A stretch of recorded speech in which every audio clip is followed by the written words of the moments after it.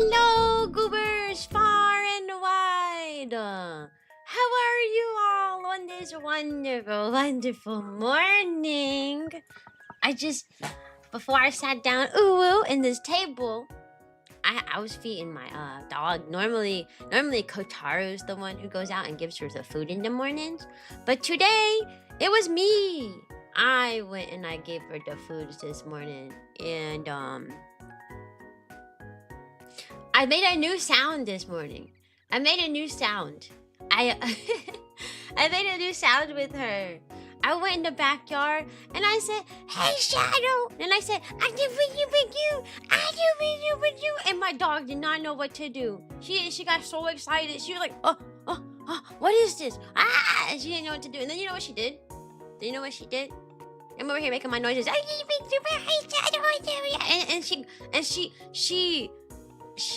So I was petting her with one hand, right? And I had her food in the other hand. You know what she does?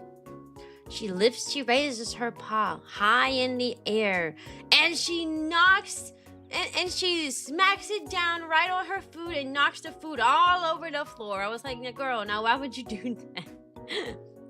It was deliberate too, because she was like slowly pawing at it, and then eventually she did one big paw, like one boom, and then she didn't even eat it. She just knocked on the floor and looked at me. Hydrate? Wait, hold on. I need to get a water bottle. I'll be back. I need to get water.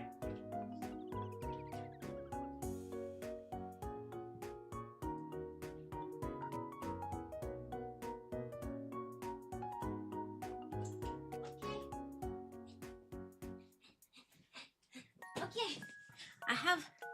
I went and I got water. Hey y'all, I got a water bottle. I can now hydrate. No, I did not. No, I didn't run around the room. Run across the house to go get it. No, why would you think that? No, I'm out of breath. Why would you think that either? Hey, Rat Master. Hey, guys. Hey, Bonk. Hi, Army. Hi, Levios. Hi, Flim Flam. Hi, Sayu. Hi, Lizzie. Hi, Wave. Is that everybody? Oh. And hi, Bacon. And I say hi if you say hi in chat, because I know lurkers don't want me calling them out just because they checked in, you know. So, but how are you guys? Hopefully today will be, hey King, hopefully today will be a much better stream than yesterday. I legit am probably going to clip one singular moment from yesterday's stream and then delete the VOD. Anyone that was here yesterday knows that yesterday was a terrible stream. First, we wanted to play Fall Guys because everyone voted to play Fall Guys this week for like a community night. But then the Fall Guys, I didn't realize that you need like a certain amount of people to do most activities. I knew that you needed like a minimum of like a few, but then I found activities that said like, oh, you only need a minimum of like 2, and I was like, oh, we could just play those ones then. Those ones sucked. It was like a singular race, and it was like, okay, game over, you did it. And I was like, okay, I didn't realize it would be like that. I've never hosted. So now I was like, well, since you don't have a lot of people, we only have 4 of us, and it's Fall Guys, and you need a lot. I was like, let's play Sonic Lost Worlds, only to find out that people were struggling to join the lobby. And then I was like, you know what? I'll just play Pokemon ZA. Only to find out that my capture card was fighting me, so I couldn't get it to work, and then I just ended the stream. I think that's gotta be the first stream in a long time that I just ended because I was like, you know what? This ain't working out. So I just ended it. Oh, that scuff. You're right, I do have yapping after bar. Let's get rid of it. Yeah, there you go. Look at that. Yip Yap Mornings. Wow. Hey, Julie. What I need to start doing with the logos, instead of manually setting it, it's just merging it with the background, but I haven't done that yet. So I have to keep changing it, and I forgot this time. See how scuffed I am today? I'm gonna just call it like a scuffed week. It's just a scuffed week. It's not a good week, okay? Next week will be better. Hey, Razor, how are you?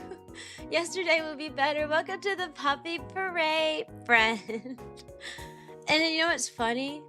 It kind of reminded me of like my super old, I'm talking like my first like few streams ever.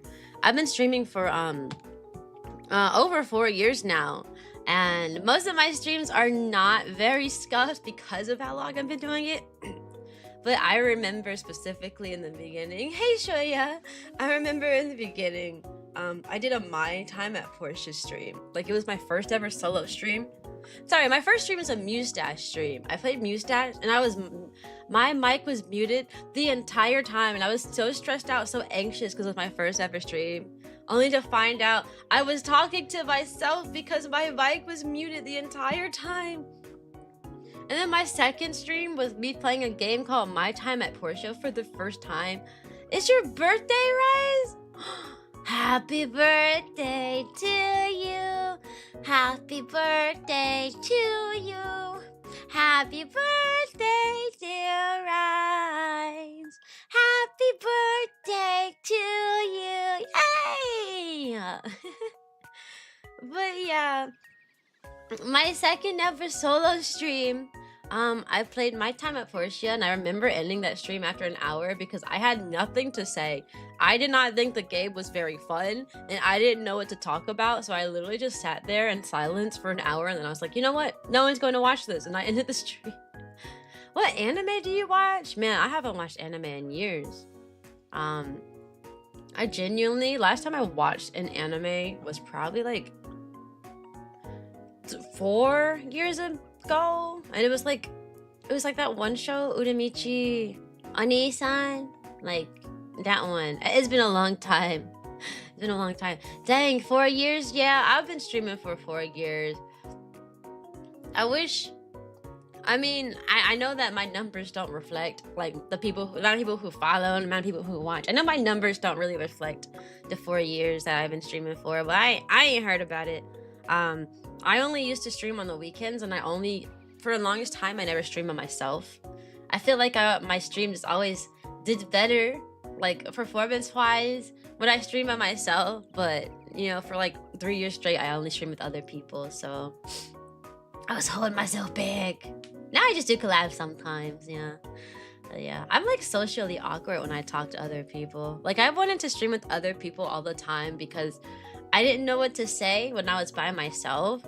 But also when I stream with other people, I also didn't know what to say. But now the other people were just overshadowing me instead. It was so bad. It was so bad. How to make friends? I don't know. I don't know how adults make friends, I'm gonna be honest. I made friends in high school, and after high school, I made friends in college. And after I graduated college and moved back home, I don't know. I genuinely don't know how you make friends. If you're socially awkward, why are you a teacher? Because you could be socially awkward to kids. I mean, to adults, but not to kids, right? Like, there's a different way you talk to a 5-year-old than you talk to other adults.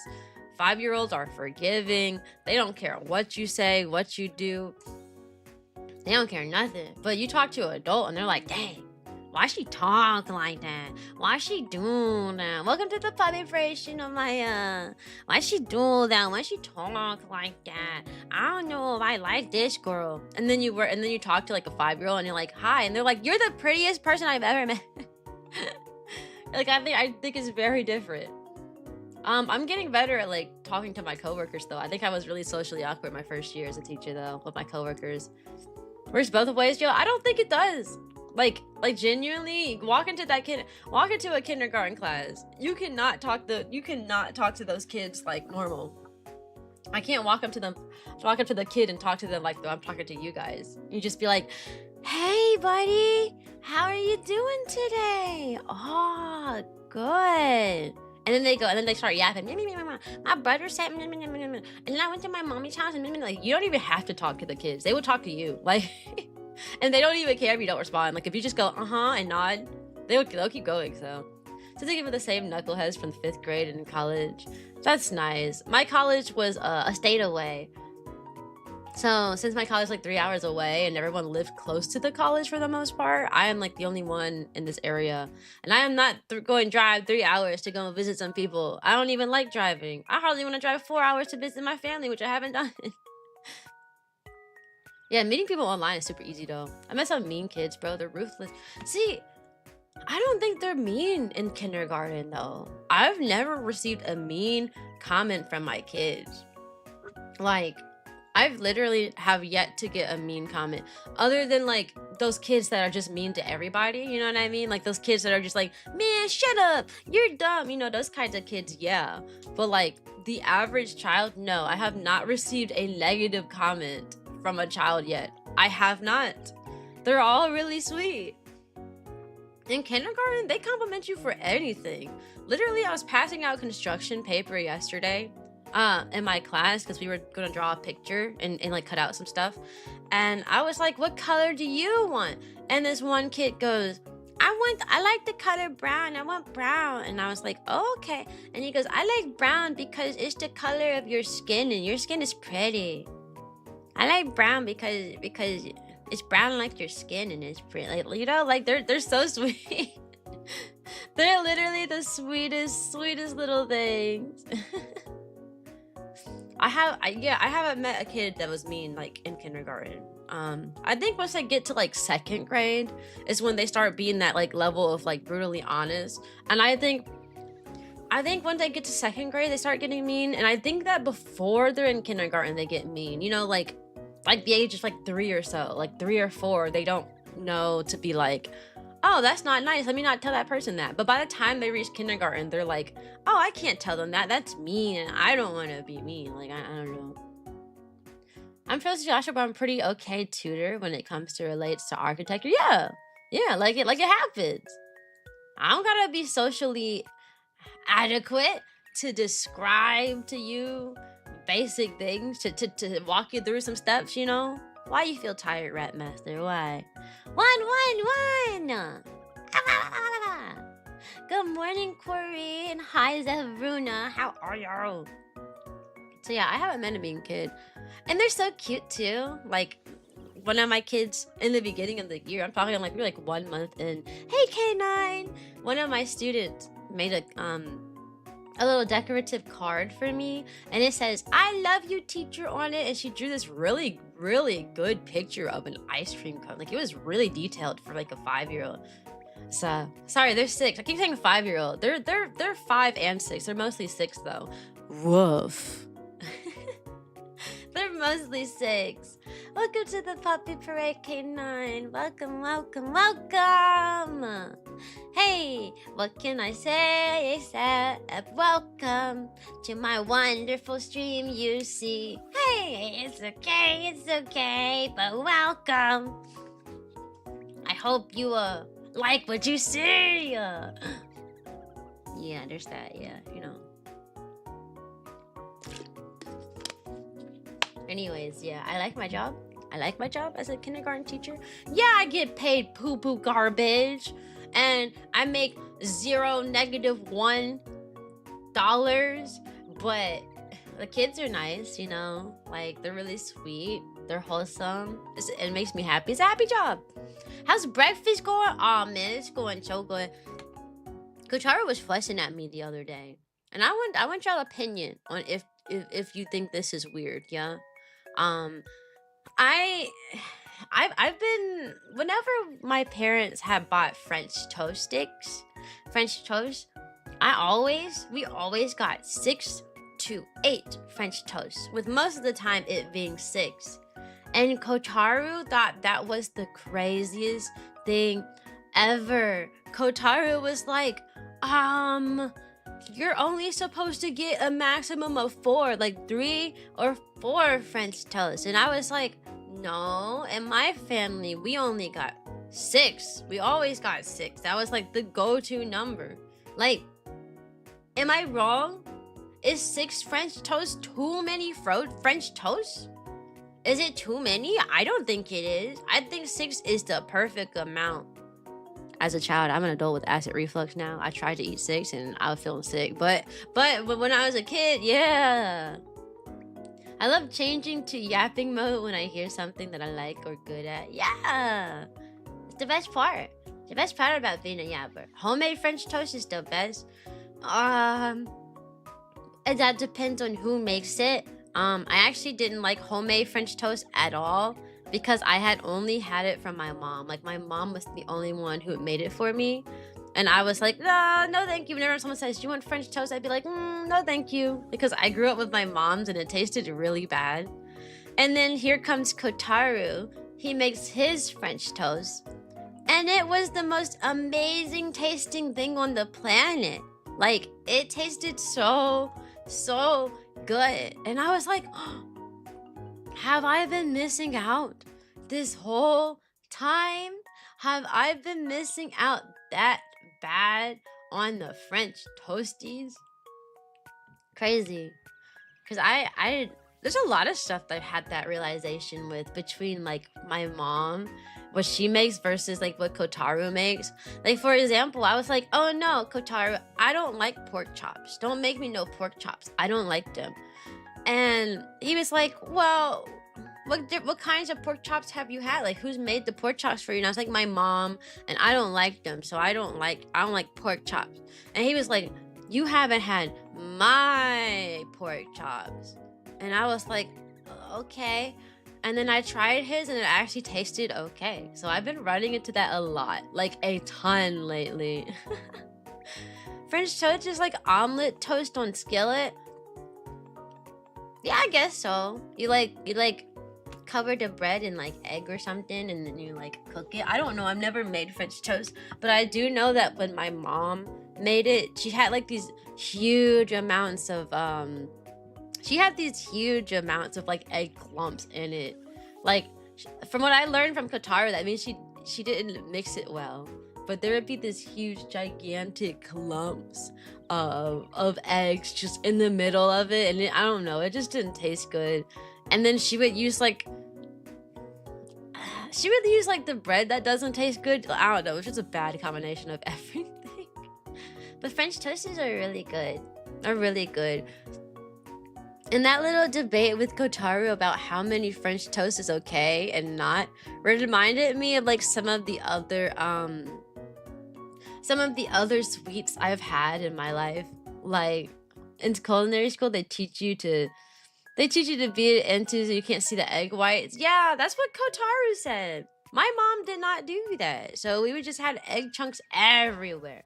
Welcome to the puppy parade, Alfonso.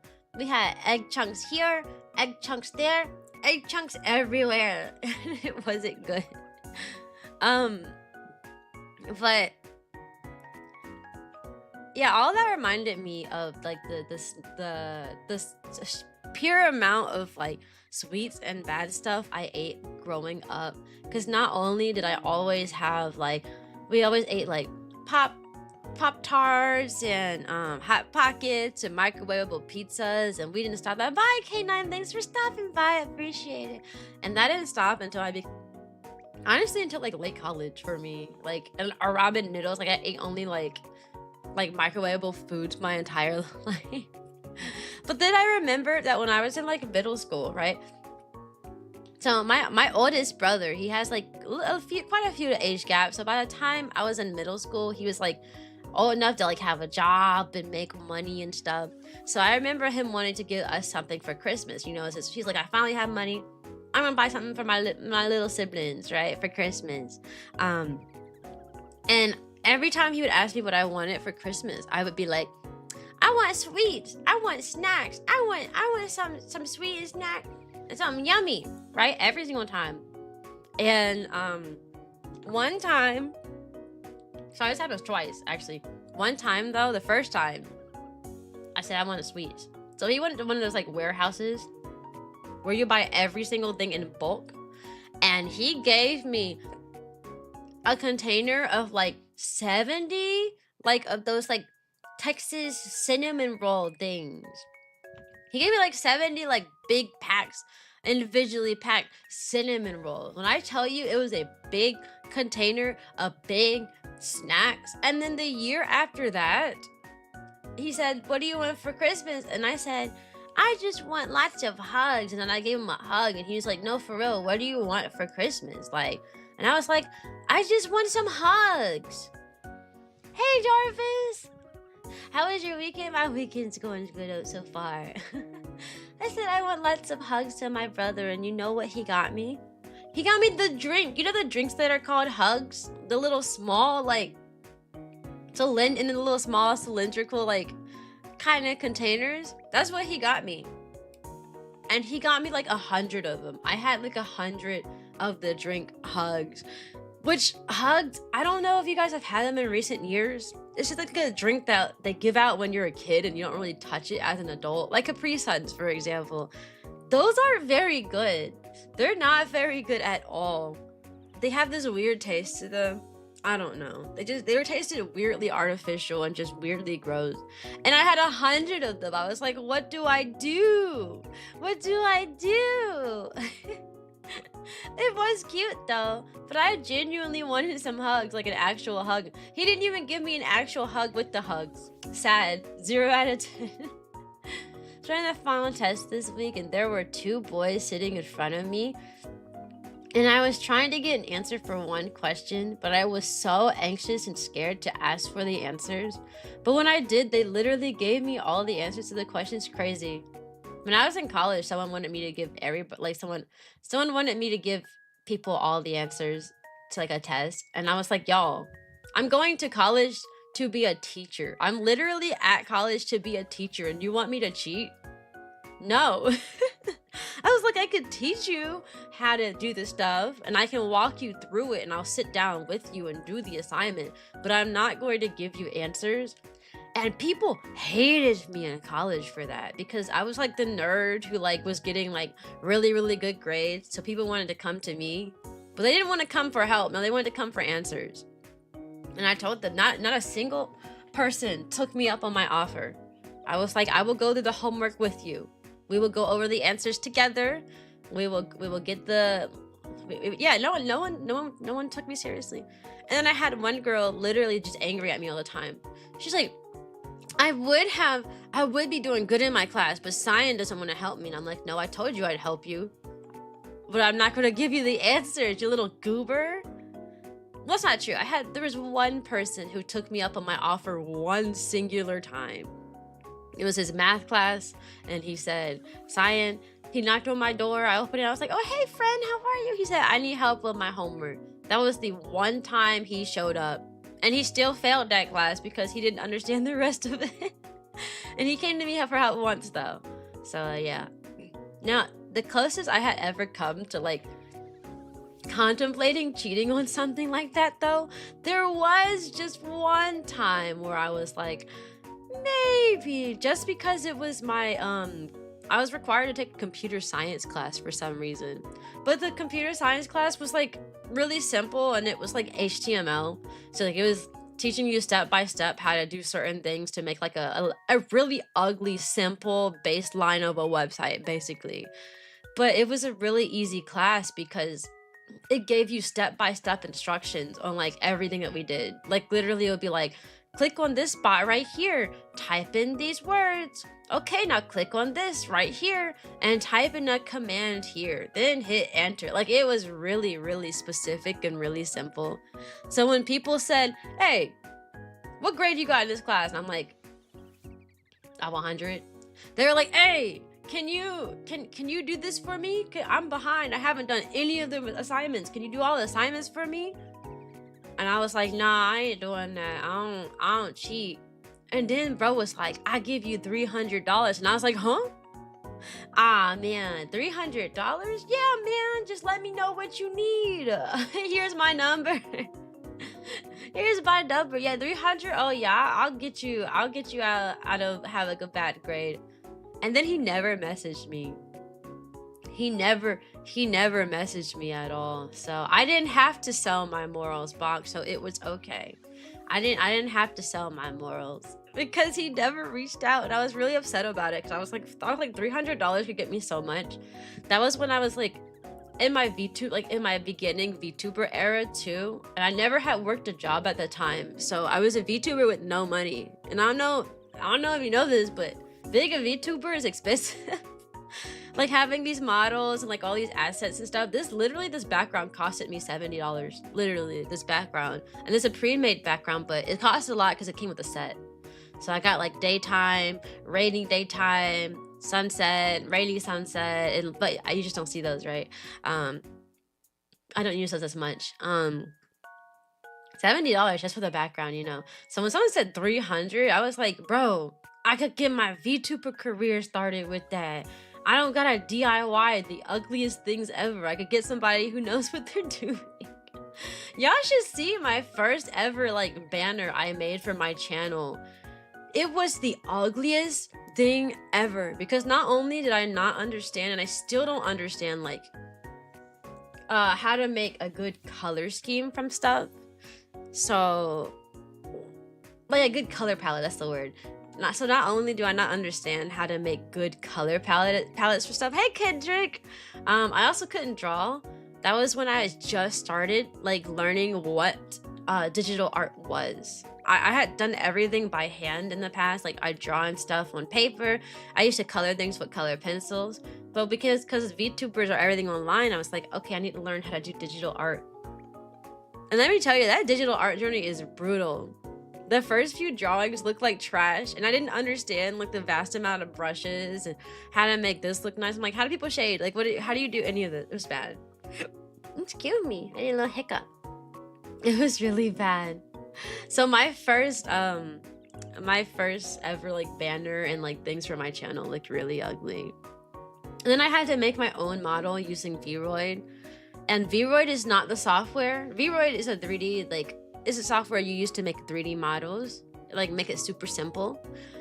Vroid is not the same program. Hey Piggy! Today, as it was back then. Okay, back then, Vroid was the most difficult program to use. Like, you had to formulate every single individual strand of hair.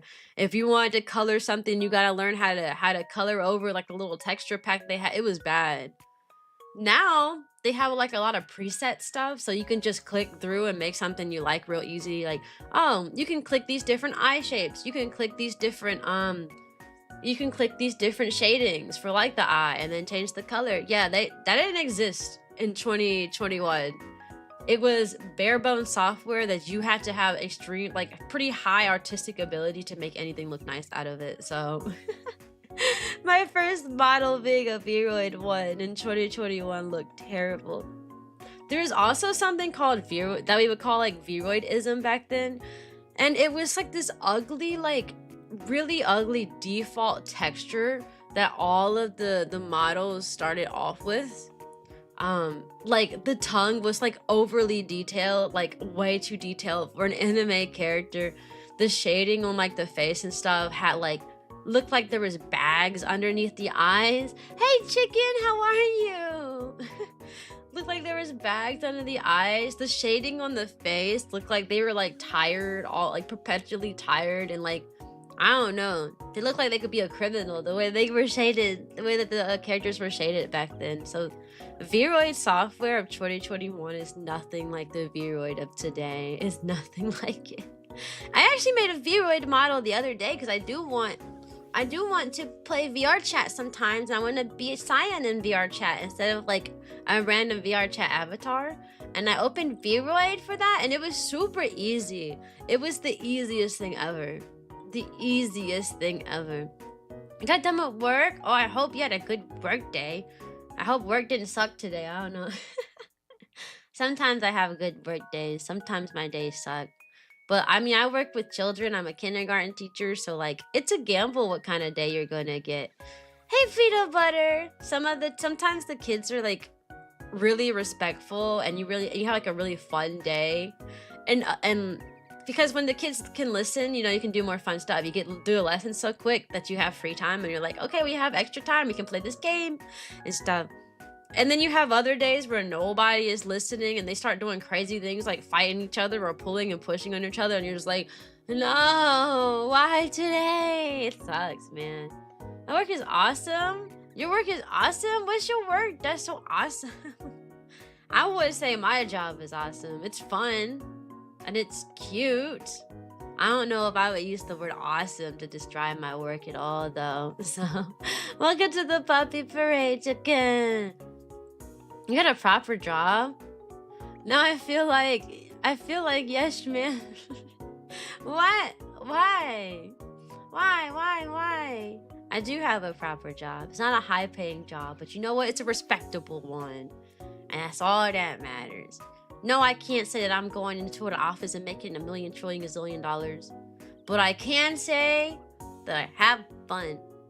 You know, I was talking to Hey Shadow, I was talking to Kotaru about this the other day. How come the jobs that require a lot more like effort, like physical labor, or like, I don't know, a lot more like effort and like actual work, are the jobs that pay the least? Because like at some point, right, like if you have like an office job, at some point, once you become like a manager or like something above that, it's just your job to tell other people to fix things. Like, hey, I noticed this issue, you fix it, not me, you fix it. Like, you know what I mean? Like the higher, I feel like the higher you climb a corporate ladder, the less work you have to do. There are the people in the bottom making the least amount, like slaving away over here doing this and this and this and this and this. And then the people on the top are like, hey, I need you to fix this. Hey, meet with me so I can tell you to fix this. Hey, you should be doing this. You know what? You're not doing this. I'm gonna fire you and find someone else. Like, peanut butter jelly time. That's all I can think about is bonk. All I can think of. Peanut butter jelly time. Peanut butter jelly. Peanut butter jelly. Peanut butter jelly. That's all I can think of. Yeah. You're a literal educator. Like, dang, what am I doing with my life? I don't know. I don't see being an educator as being that big of a deal. I know other people do. When I went to college for like to become a teacher, it was really weird because people made me ashamed for picking that path. You know, you go to college and everyone's like, I'm gonna get this job because I want to make money. I'm gonna get this job because I want to make money. I'm gonna make money. I'm gonna make money. Like, that's how it was. And then so you go to college to be a teacher, you're not gonna make much money. So like people always tell you, people are like, don't go to college for that. You're not gonna make any money. Don't go to college for teaching. Oh, you want to be a teacher? Why? You're not gonna make any money. Like, it made me feel bad, like choosing education because of the amount of people who like was just constantly talking down about the job just because they don't make as much, right? And then suddenly I actually become a teacher, right? Now that I'm an actual teacher, everyone is like, oh my God, that's so respectable. Thank you. Thank you for what you do. I really appreciate it. And it's so weird how the switch up goes. Like, they don't want you, no one wants you to go to college for like teaching. It's like the worst thing ever for your son or daughter to say, I want to be a teacher, because you're not going to be making the big bucks. And then as soon as they actually go through with it, you're like, yeah, that's my girl right there. Yeah, she doing something good. You know, it's so weird. It's so weird. Hey, Leviosa. I'm a sim racer, so that means I play racing games professionally. Sounds cool, but like, I don't know if I could say it's a job, really. Well, if you play in like competitions and stuff and you make money, it can be. Some people are like professional, like esports player. Am I the only one here that's unemployed? No, you are nowhere near the only person in my community that's unemployed. Hey, Ben, welcome to the puppy parade. Twitch reset your streak. I'm sorry, Panda. I'm sorry. I didn't even go to college. At least you went. Hey, there's a different path for everybody. You don't have to go to college to be successful. You really don't. One of my brother's friends, he didn't go to college. Instead, as soon as he graduated high school, he got into he got into like construction and like manual labor jobs. And bro, while my brother was going through college and accruing debt, because I went to college for a full ride scholarship, so I didn't have debt coming out. He did. My brother went to college to be a teacher, but he also had debt, so he had to like pay that back off. So all those 4 years he was going to college, accruing debt and stuff, his friend went straight into the workforce, and he lived with his parents, so all his money was going straight into his savings. So by the time my brother graduated college and had like, you know, finally had his teaching license and degree and stuff, was able to teach, by the time he had all of that, his friend had already saved up so much money that his friend has been like traveling and like going to all these fun vacations and stuff, and then my brother feels bad because he can't. So I mean everybody's got their own path, and you could be successful in either way. For me personally, I feel like having to go to college for 4 years to be a teacher is actually really dumb, because you spend 4 years to get a bachelor's degree just to get the job that doesn't pay you that much. It's not worth it. If I didn't have a full ride scholarship, I said I wouldn't be a teacher. Like I was telling people, I was like, I'm only going to be a teacher if I don't have debt, because I do not want to be on a low income of a teacher plus paying off debt. My boss is Mr. Krabs. Yeah, I heard. Hydration is key. Please don't forget to eat nor take your meds. Thank you. I eat and take my meds every day.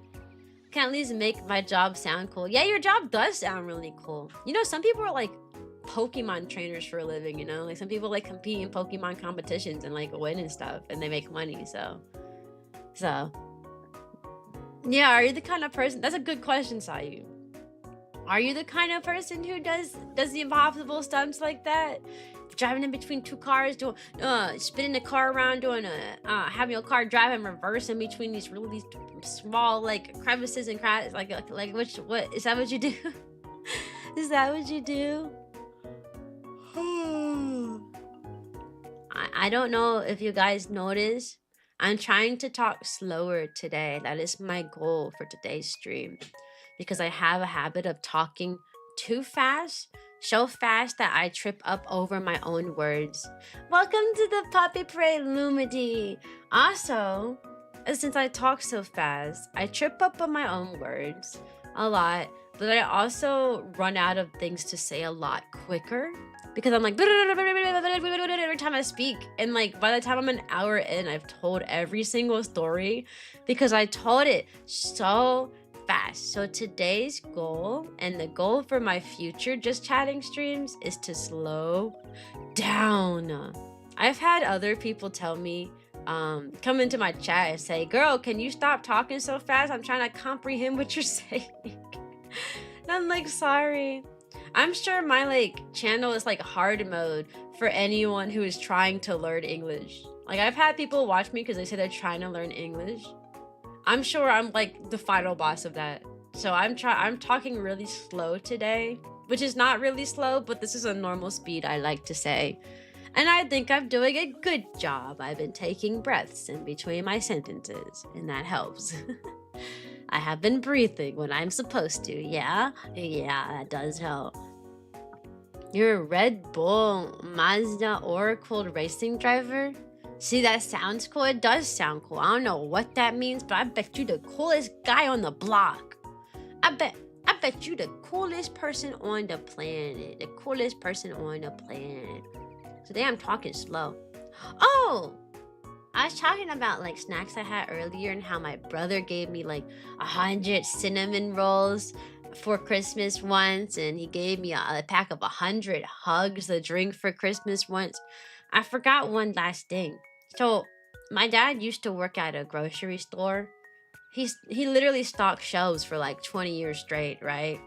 And they did that because my mom had like an office job and she worked during the day. So my dad worked, they wanted my dad to work at nighttime. So he got the night shift at grocery stores so that there will always be at least one parent home at any given moment. At least one parent to watch the kids.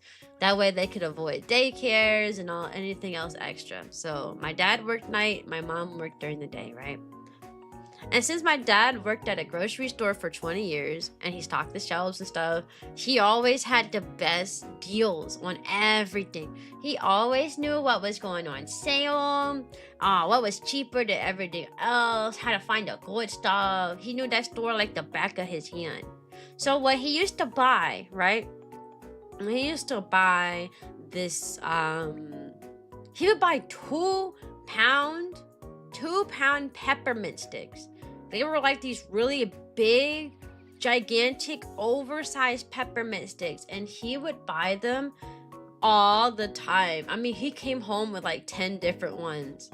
But now imagine, this peppermint stick is huge, right? Like it is the size of, I can't even think of a good size reference. I literally cannot think of something that's the same size as that. Maybe like, you know those like tiny backpacks that are becoming popular? It was like the size of the tiny backpacks, the really miniature backpacks that people have, right? That's what it was like. And obviously it's this gigantic, rock hard, solid piece of peppermint. So how do you eat it? Like, right? You can't just munch on it. No, it's huge. It's massive. It's going to get sticky and gross. So what we would do is we lay it on the counter, and we would get a hammer, and you put it over top of like a plastic bag, and you'd get a hammer, and you would beat the mess out of the peppermint stick because it was so big. Like, what? How else do you eat it? So we would literally like get a hammer and smack it and smack it and smack it and smack it and smack it, and then once the pieces got a little bit smaller, then you put them in even smaller bags, and then you smack it some more.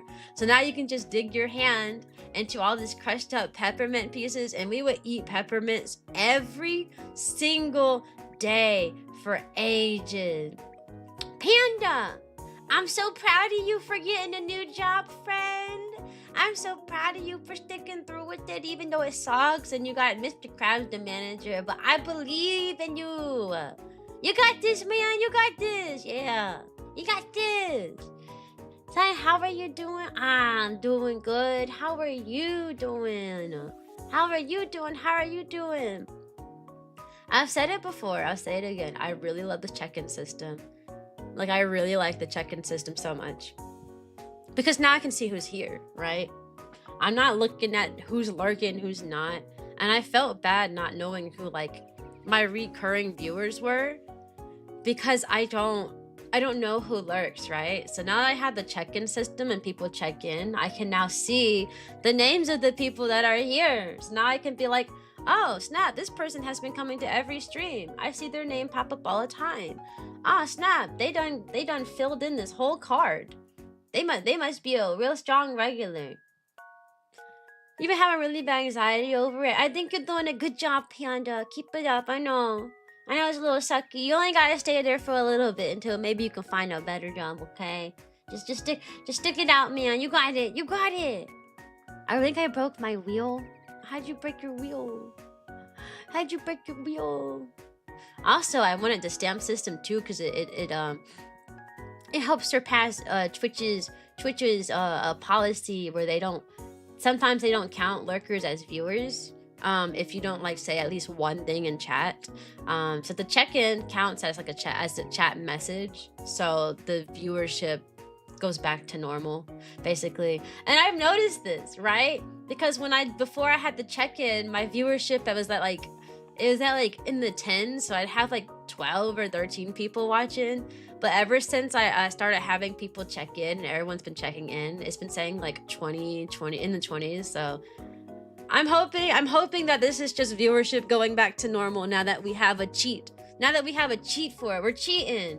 So please check in. It makes you count as a view, even if you're lurker friend. And I'm not going to call you out if you check in. You know, some people don't like. Some people who lurk don't like you to don't like the streamer to like say their name. I will say your name if you check in. Only if you only if you speak in chat will I be like, oh hey person. I'm not gonna be like, hey, this lurker checked in. Time to call them out in front of everybody. I'm not evil. Can I do check-in because it tells me I have to watch more streams?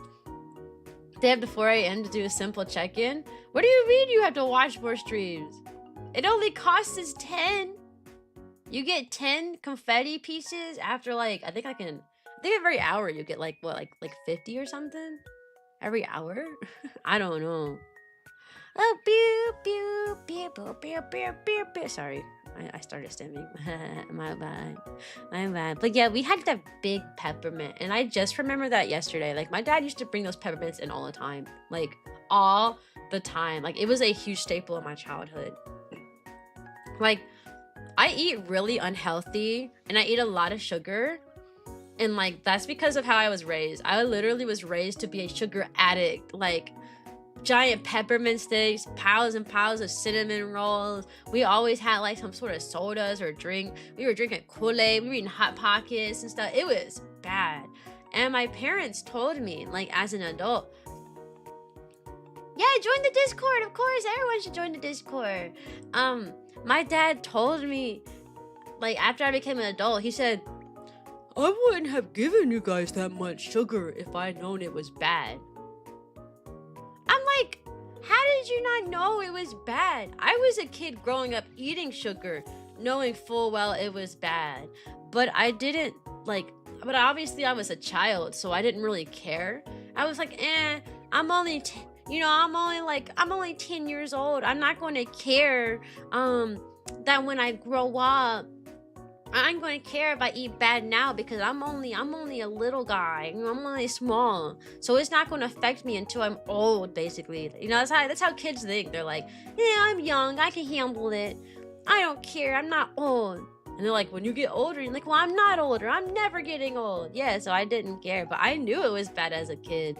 So it's so crazy to me with my dad, like he's a full grown adult. Like, I wish I would have known that sugar was bad for you, huh? I knew it was bad for me. You know why? I was sick all the time because I kept eating so much sugar. And I knew that the sugar was making me feel sick a lot. Because every time I'd eat too many cookies, oh, I'm sick. I'd eat the cinnamon roll, I'm sick. But man, it tasted so good. So I'm so hungry looking at your profile picture. Bro, is their profile picture like an actual like chicken wing or something? Chicken wing, hot dog and bologna or something like that, I guess. I don't know. Isn't that a song kids used to sing? Kids used to sing. For some reason, the kids are starting to say 6, 7, which is bizarre. It's something I've only seen like high schoolers do and middle schoolers do. But now my kindergartners are starting to do it. And it started because one kid did it. Like one kid did it. And the kids didn't know what they were doing, so they started copying them, and now the whole class is copying them. Literally during recess time yesterday, the class was like running around the playground, and the entire school, the entire playground, we had 2 classes up there, 40 kids, and they started chanting 6, 7, 6, 7. Every kid on that playground was chanting 6, 7, 6, 7. I kept telling my kids, I say, stop saying that. Do you even know what it means? And they're like, no. And I'm like, it means something bad, so don't say it anymore. It means something bad? Yeah, that's not a good thing to say. I've been telling my kids it's not a good thing to say. And now they're like, one kid would go, 6, 7. They're like, no, Miss Cyan says that's bad. Don't say that. So Miss Cyan, she says 6, 7 again. Don't say that. I'd be having these kids fight each other for no reason. It's so great. I used to tell people I'm not fat. I'm thick, not knowing what that meant. That's crazy. Welcome to the puppy parade, Crystal. There was a phase for my brother. One of my brothers. I have like 4 brothers, so you never know which one I'm talking about. One of my brothers, not Cyan, bro, not the Discord brother, was going around and calling himself like sexy. He kept saying the word sexy. He's like, I'm sexy, I'm sexy. And I thought that word was a bad word. Oh, hey, May, how are you? I thought that word was such a bad, inappropriate, nasty word that every single time he said it, I just felt so uncomfortable, and I went to go tell my dad about it. Every time I was like, he's saying bad words again. He's saying bad words. You gotta tell him to stop. My dad was like, that's not a bad word. And I'm like, yes, it is. It's a bad word. It was so crazy. It's so crazy. That just reminds me of some of the stupid things that happened as a kid. Like my dad would say a curse word. He'd say a bad word, and then I reply with a non-bad word. So he'd say like the A word, and I'd say but, and he'd say like the A word, and I'd say but, until I accidentally said the curse word. Like we go back and forth, and I accidentally say the curse word, and then he'd be like, "Oh, you said a bad word. Oh, I'm gonna have to ground you," and I would cry every single time, and he thought it was hilarious. Anyways, happy birthday to you. Happy birthday to you. Happy birthday, dear Crystal. Happy birthday to you. Yay! You and Rise had the same birthday. Rise of the Army has a birthday today as well. So 2 people in chat have the same birthday. It's so crazy. But yeah, I'm just remembering all the stupid thing. We even made my brother would make songs about goofy things happening around the house too. It was so. Is Chris okay? I call you Chris. Hey, Chris. Oh, it says Christopher. I'm sorry. I used to cut off a word. I only say the first part of it. It says Christopher. Chris, I got you. Yeah, happy birthday. I'm trying to think what other like things that we do. I remember every Easter we would get like an Easter basket full of like good things. Those were nice. Except for Peeps. I don't know why people like Peeps. They're really nasty. Like, I don't think Peeps are good. Did you ever sing happy birthday to me? That depends. Did you say that it was your birthday in chat while I was streaming? If yes, I did. If no, I didn't. If you were actively in chat and said, it's my birthday right now, then yeah, I probably did. That's my default go-to if someone says it's their birthday. Go, happy birthday, get a little happy birthday song. So your birthday is mine, October 24th. My brother's birthday is October 4th. My birthday is June 1st. June 1st. June 1st, June 1st, June 1st. Write it down. Put it in your calendars. Remember it. Because this year, if I wasn't streaming that day, then no, I'm sorry, Panda. Then this year, I'm going to be doing something cool. Like, I don't know, talking. Like I always do. May 12th. May 12th. You know, technically, we do have like... I do have almost 3,000 followers. And there's only 365 days. So, like, multiple people probably have the same birthday in my community. But, you know, most of my followers aren't very active. So, I want... The first, like, 1,000 were made in the first, like, 3 years of streaming. Those people probably do not exist anymore. People probably do not have any Twitch, like, anything. You're going to tattoo June 1st on your butt? No, please don't. I said mark it on your calendar, not on your body. I only have 3 followers. That's okay. You just keep going. Keep going, friend. I've been streaming for 4 years. It takes a long time, trust me. It takes a long time for some people. And then you got some people who, like, debut and immediately get a large following. But usually they do a lot of work behind the scenes for that to happen. Like, you don't just say, hey, guys, I have a motto. I'm streaming now. And everyone follows you. Usually those people have, like, a strong, like, TikTok or, like, YouTube or something, other social media, so that when they actually do debut, they get a lot of people coming in. And so, I knew that. You've been streaming for 6? Ah, that's okay. You just keep going and trying your bestest. You have fun when you stream? I think that's an important part. You have fun when you stream. Because if you have fun, you keep going, yeah? I stream because it's fun. Because it helps me get my social need out. Even when I don't, even in the past when I didn't have anyone to talk to, I still did just chat. I remember the time I did a just chatting stream and nobody was in chat, not a single soul. I had like, I think they said I had 3 viewers like lurking and not a single soul was speaking. That chat was empty and I talked for an entire hour. It was so therapeutic. It was like my diary because I was in a really bad mood that day. So I literally complained on my stream for an hour. I was just ranting about how bad my day was and why I hated everything. Welcome to the puppet parade, cat person. I am a dog though. I just gotta word you that I am a dog. Never back down, never what? Never give up. Never back down, never what? Never give up. That's it. Hey, cat person! No. You want me to hydrate? I'm gonna have to get a new water bottle soon. I'm literally chugging this thing. Salt, black pepper, cyan pepper. Salt, black pepper, cyan pepper. Never gonna turn around and hurt you. Yeah. Alright, y'all. Alright, y'all. Calm down. Calm down. Calm down. You're getting worse than my kindergartners. Alright, y'all. Soon, in 1 minute, there is going to be a 3-minute ad break. During that time, I will put up the be right back screen. I'm gonna go to your bathroom and get some sippy sips of water.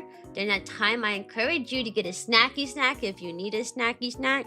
And then I will see you soon after that, okay? We do 3-minute ad breaks on this channel because it prevents any other ads for an hour. So if you get 1 3-minute ad break that we all take together, and then guess what? You don't get any ads at all for an entire hour. So I think it's a pretty decent deal. So we all just take a step away, okay? Okay. I got some tea to share with y'all when I come back. Because remember, I told some of y'all about the assistant principal who was being really stinky at my school.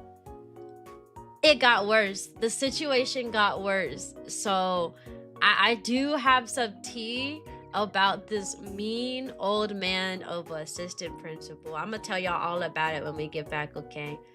Okay? Alright, be right back, y'all. I see y'all in 3 minutes. 3 minutos!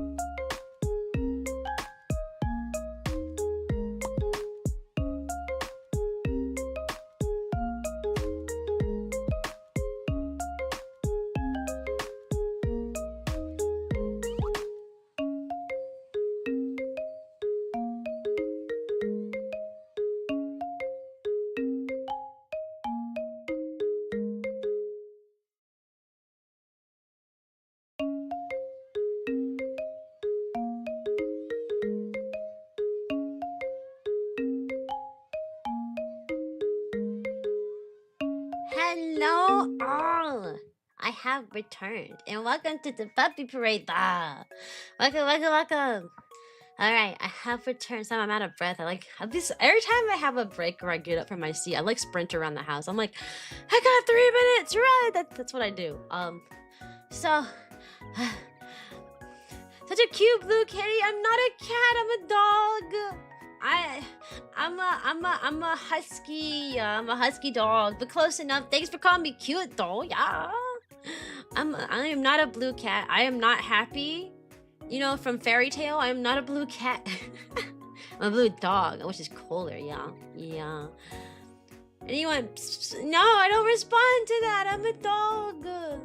You gotta like whistle or something, and I'll look. All right, y'all. I got stories.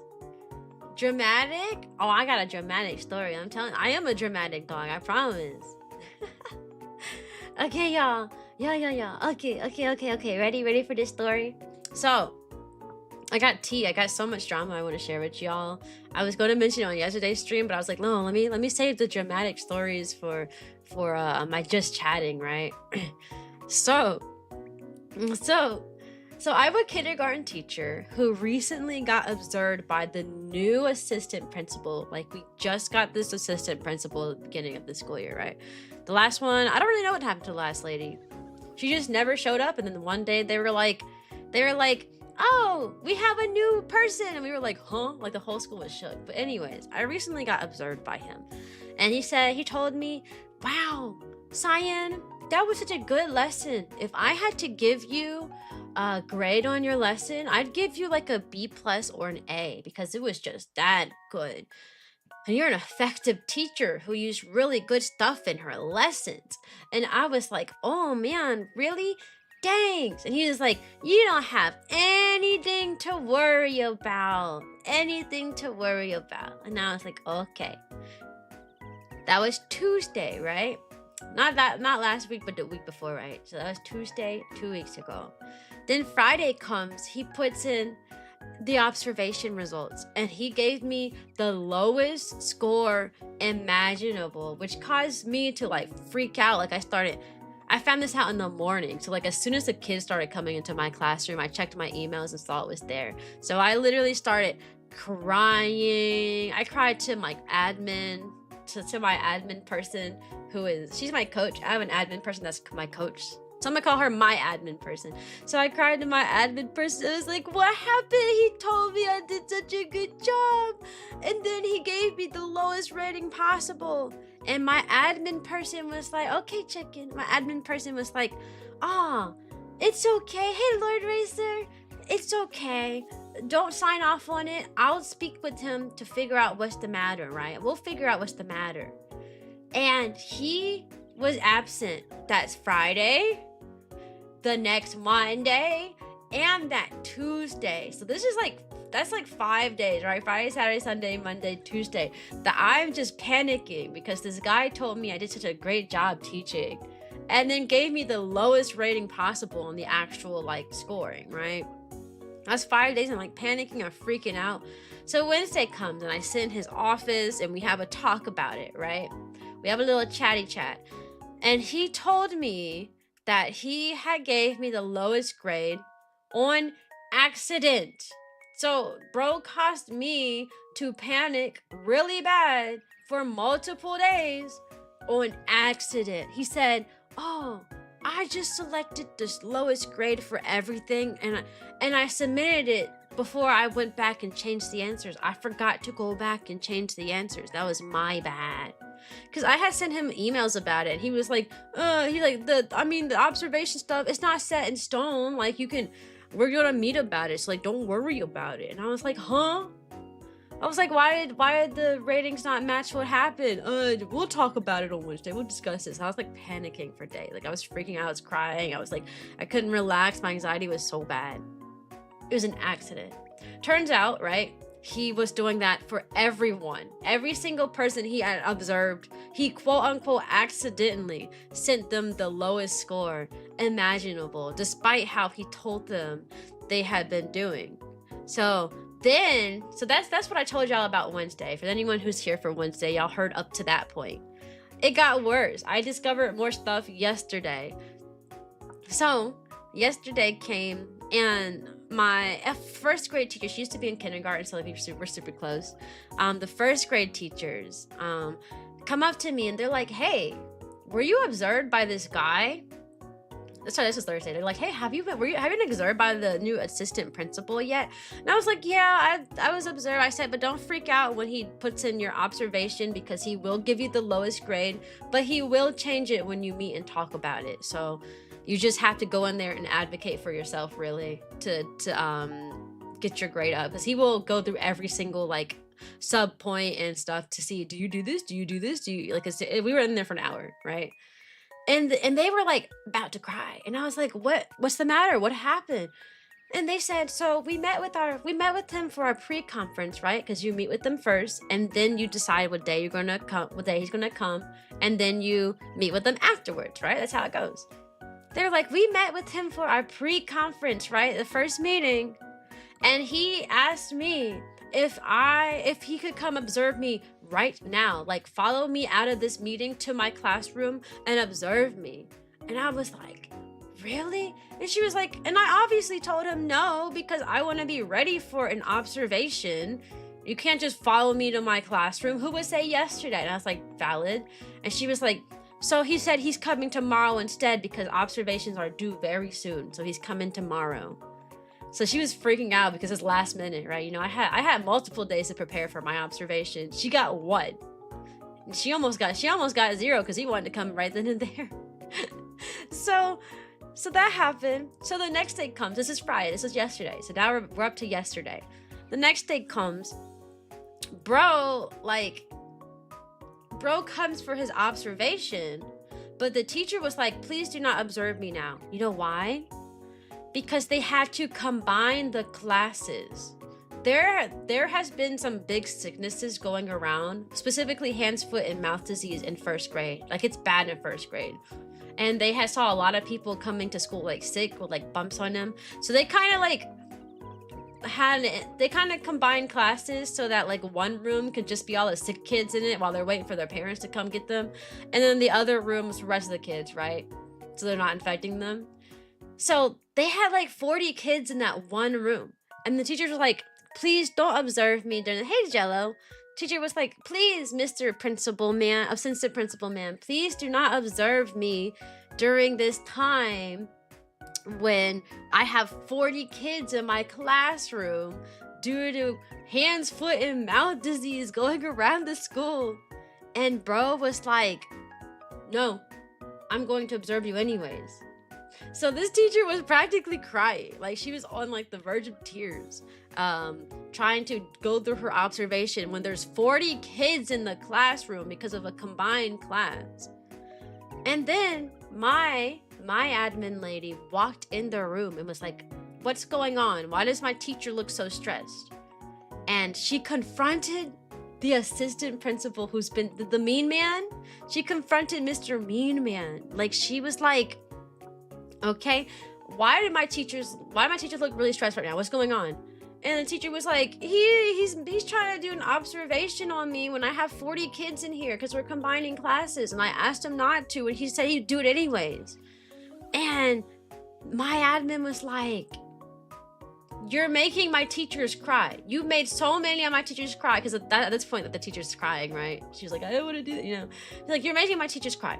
This is like the third teacher I've seen that was crying because of you." And you know what this man's response was? After hearing that he had been solely responsible for making people cry, he said, "Good." And they were like, "No, that's not good. You're not going to make my teachers cry. What is good about that?" And he was like, "Because if they need to cry, then they can just cry. There's nothing wrong with crying. Obviously, they feel the need to cry. They can just cry. That's okay. That's good. Maybe they need to cry and get it out of their system." Huh? When I tell you, that's when my admin dragged that man out of there. She's like, "My office now. We're going to have a talk about this." So now it's up in the air about the first grade teachers, about like what they're going to do. Like, because he observed her anyways, so they don't know if he's going to give her a grade for that, or if he's going to come at a different time or what. Like, it's a lot. Hey Ruby, it's a lot. So this new assistant principal we got here, hey Monk, is really something. Like, he is super mean to people, and he has been causing so much stress, and he's been like responsible for like so many teachers to cry this week. And the worst part about it is all the teachers that were crying and like super upset this past week, me included, because I also was crying on Friday, last Friday, not this one. He was in charge of like the beginning teachers, so like the teachers in their first 1 to 3 years of teaching. I'm on my last year of beginning teachers. Okay, I'm on my last year of beginning teachers, and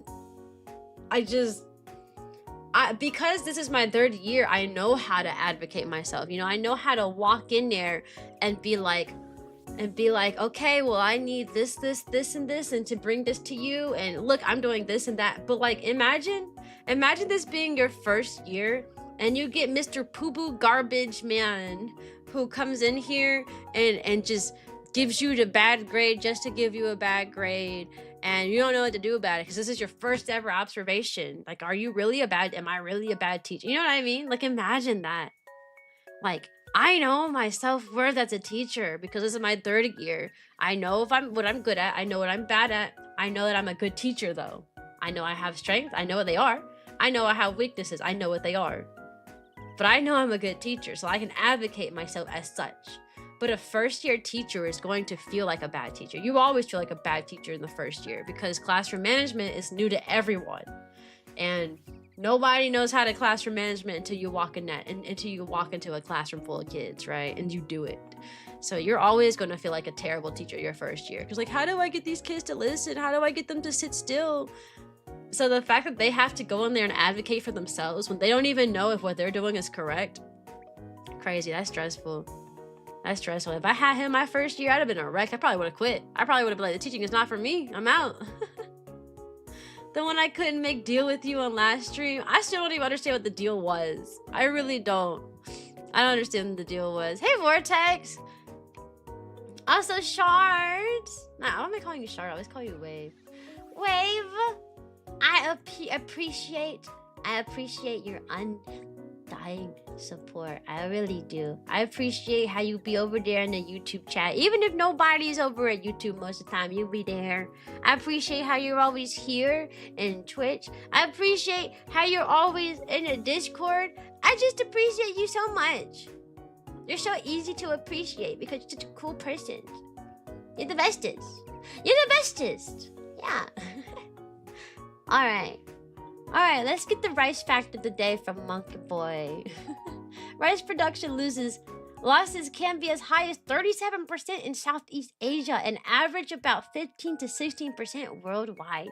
Causes of storage loss are mainly from interactions about abiotic and biotic factors found to be related to quality deterioration. Sleepy. During rice storage are temperature and moisture content as well as storage duration. Microbes inheritance in harvested rice have been implicated as leading biotic factors, of which fungi are perhaps the most severe spoiling agent. I don't know what any of that meant, but thanks for the rice fact of the day. What about Mr. Poo Poo? He was the assistant principal making people cry. It's the crazy news. You became a sidekick to Captain Underpants. Crazy. My mom has been a teacher for 18 years, and she told me about one time where that same thing happened to her, and she said she changed that day. Oh yeah, I did the same thing. I walked into the assistant principal's office with so much stuff in my little like manila folder, so much evidence for everything that I was like, you're unable to give me a bad score. And if you do, I'm going above your head. Like that's the point the tour was. I was like, we're not doing that. And people kept telling me they were proud of me. They're like, I'm proud of you for advocating for yourself. And I'm like, should I have to though? You know, normally the way observations work is they observe you, then they give you a score. You don't just observe somebody and go, we'll just give them the lowest score imaginable and we'll see what they say when we talk. Like, huh? The deal would have been late payment of the compliment, aka paying a hypothetical compliment. No, I don't take late payments unless you want to be in debt to me forever. Hey, cat person, welcome back. 20 streak is crazy. Sorry, I'm yawning a lot. It's not necessarily because I'm tired. It's just because I have bad eyesight. When you have bad eyesight and you stare at a computer, like, it makes your eyes like tired. I really need new like contacts and glasses. That's why. Being debt to Cyan is the norm for Cyan minds. No, they're not in debt. They just have indentured servitude. Is that the word? Is that the phrase? I think that's it. What claims to be a goddess but is cowardly? A dog. Because dog is God spelled backwards, and they're pretty cowardly sometimes. I got selected to take part of the most prestigious racing tournament in the organization. And oh, that's pretty cool. That's really cool, actually. I hope you do a good job. We'll be rooting for you, okay? We'll be your personal cheerleaders. We'll be rooting for you. Your personal cheerleaders. Yeah. Chicken, yeah. That's gonna be me. As you see. Aqua from Konosuba. I never watched Konosuba. I just know about it. Why is my eye so strained right now? Why are my eyes so strained? I mean, I do the same thing every day. I'm like yawning a lot more right now, and my eyeballs are feeling a lot more strained than they normally do. I really need new glasses and contacts though. That's really a big problem. See, I had this issue because my insurance covers one or the other. It only covers each year. I can either get contacts or I can get glasses, right? This time around, I went for contacts. I picked 1 year supply of contacts. Well, for some reason, I don't think my right contact fits really well, because whenever I wear my right contact, it bothers my eye in the top corner every single time. So I stopped wearing them as much. But now that means that either I see really good and I wear contacts that hurt my eye, literally like are poking at my eye 24/7 in the corner of it, or I wear glasses and can hardly see. It's a lose-lose situation. And so, I mean, I usually like pick the glasses because of comfort, but at the same time, I like seeing. So sometimes I'll pick up my contacts to see things, and it's not a good decision to have to make, honestly. Why can't I get both? Like, come on now. The new emotes, what is the price of that artist for emotes? Yes. Hold on, let's back up. For context, before I start talking about this, I am rebranding away from marching band dog to teacher dog. All right, there will be a rebrand happening. I'm getting a new teacher outfit and everything, which comes with new emotes. Now I'm going to the same emo artist that made the bottom set of emotes that you can see, like Cyan disgust, Cyan excited, Cyan notes, Cyan popcorn, Cyan shy, all those Cyan the question mark Cyan, all those ones. Or that art style, I'm going back to that artist because I really love their emote style, and they have a bunch that are really good. That's where I'm going for. For hers, I believe it's 5 emotes for $45. I have 1 million emotes from her. I spent when I started fully focusing my brand on marching band stuff. I think I gave her like $100 and something, and she made me like 15 emotes. Like, I literally got like 15 emotes from her. That's why I have so many emotes right now. I'm starting with 5 for now. It's 5 for 45. Slowly will I get more emotes of the new teacher Cyan, but I ain't changing it too much now. I got a lot of money. I'm also not changing my merch because I don't know if you know how like Uwu Market and stuff works, but in order for me to add things to my merch store for Uwu Market, I have to pay them again, because you have to pay them to host your merch. And they told me that if I wanted to add something new, I'd have to pay them that same amount again for them to host my merch. And it cost a lot. So I ain't doing that. And I also have to pay. I'd have to pay for like the art to get done again, and I'd have to pay for it to go live in the shop. I am not getting new merch, especially because no one bought my merch anyways. So I mean, I don't feel a need to buy merch if people don't like. Why would I buy merch if people don't buy the merch? You know, it doesn't make sense. That's a lot of money. That's a lot of money. Buy it. When I tell you, I spent a lot of money on that merch. Oh my god, it was a lot. I dropped so much on it. I cast. Would you read this message? You'll yawn. That's evil. Why would you say that? I am gonna yawn. Tournament is the better one. I don't know anything about those tournaments. Thank you for the price knowledge. Anyways, time for me to disappear. Okay. Have you seen Tales of Wedding Rings anime? No, I have not. It's called The Gauntlet. Basically, in the org, there's like different types of racing series. And every few seasons, randomly, they host this tournament where they take the top 5 from every series and makes them race with different cars. Then as the tournament goes on that list, gets knocked down to the final 20. And then the winner is basically crowned the best racer in the whole organization. Oh, that is really cool, actually. Good luck, dude. Good luck. I'm unemployed, otherwise I would buy merch. And that happens. Like, I'm not offended that people in my community aren't buying merch. Y'all aren't rich. I'm not rich.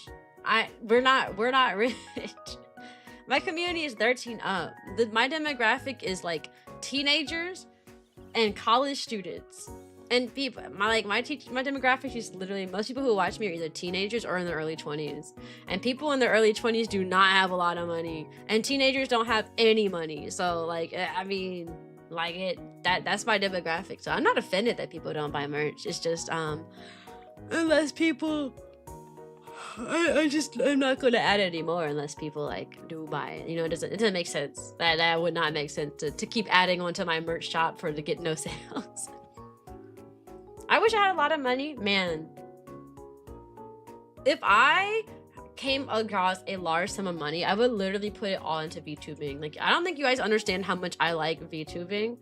And if I had the money to have like a full-time manager, to have somebody write the scripts for all of my like shorts and like videos and stuff, like I would hire a script writer, I would hire a manager, I'd have a specific I'd hire a specific artist just for me. I'd be dropping inclusivity deals like, oh no, you only make art for me now. Okay, Jello, have fun. Like, what I tell you, if I came across a large sum of money, it would all go into VTubing. Because this is my only hobby and it's my favorite thing to do. It's my favorite thing to do. I'd hire a whole team of people. I'd hire script writers to like write like YouTube scripts and stuff for me. Hey Blanco, how are you? Let me think. Script writers. I already have an editor. So script writers, editor, manager to help me with all that stuff and ideas and stuff. I'd get a more, I mean, I like this VTuber model, but I'd probably get me a more like intense one. I'm talking one of those models that like is rigged so intensely that like every individual strand of hair like flows differently. You know what I mean? Like, I would also have a 3D model. I'd have custom backgrounds. This background is not custom, you know. I'd have custom made backgrounds and assets and everything. Man, like you don't understand. If I became a rich girl, straight to VTubing. I'd have like promo, like videos and stuff made to advertise every little thing. Like, oh, here's this cool video to show. Boom, boom, boom. Now Cyan will be hosting a game night. Like you know, I'd make it'd be so cool. It'd be such a cool time. But that's only if Cyan had the big bucks, which I don't. So I buy I still spend a lot of money in VTubing, but I spend money in doses.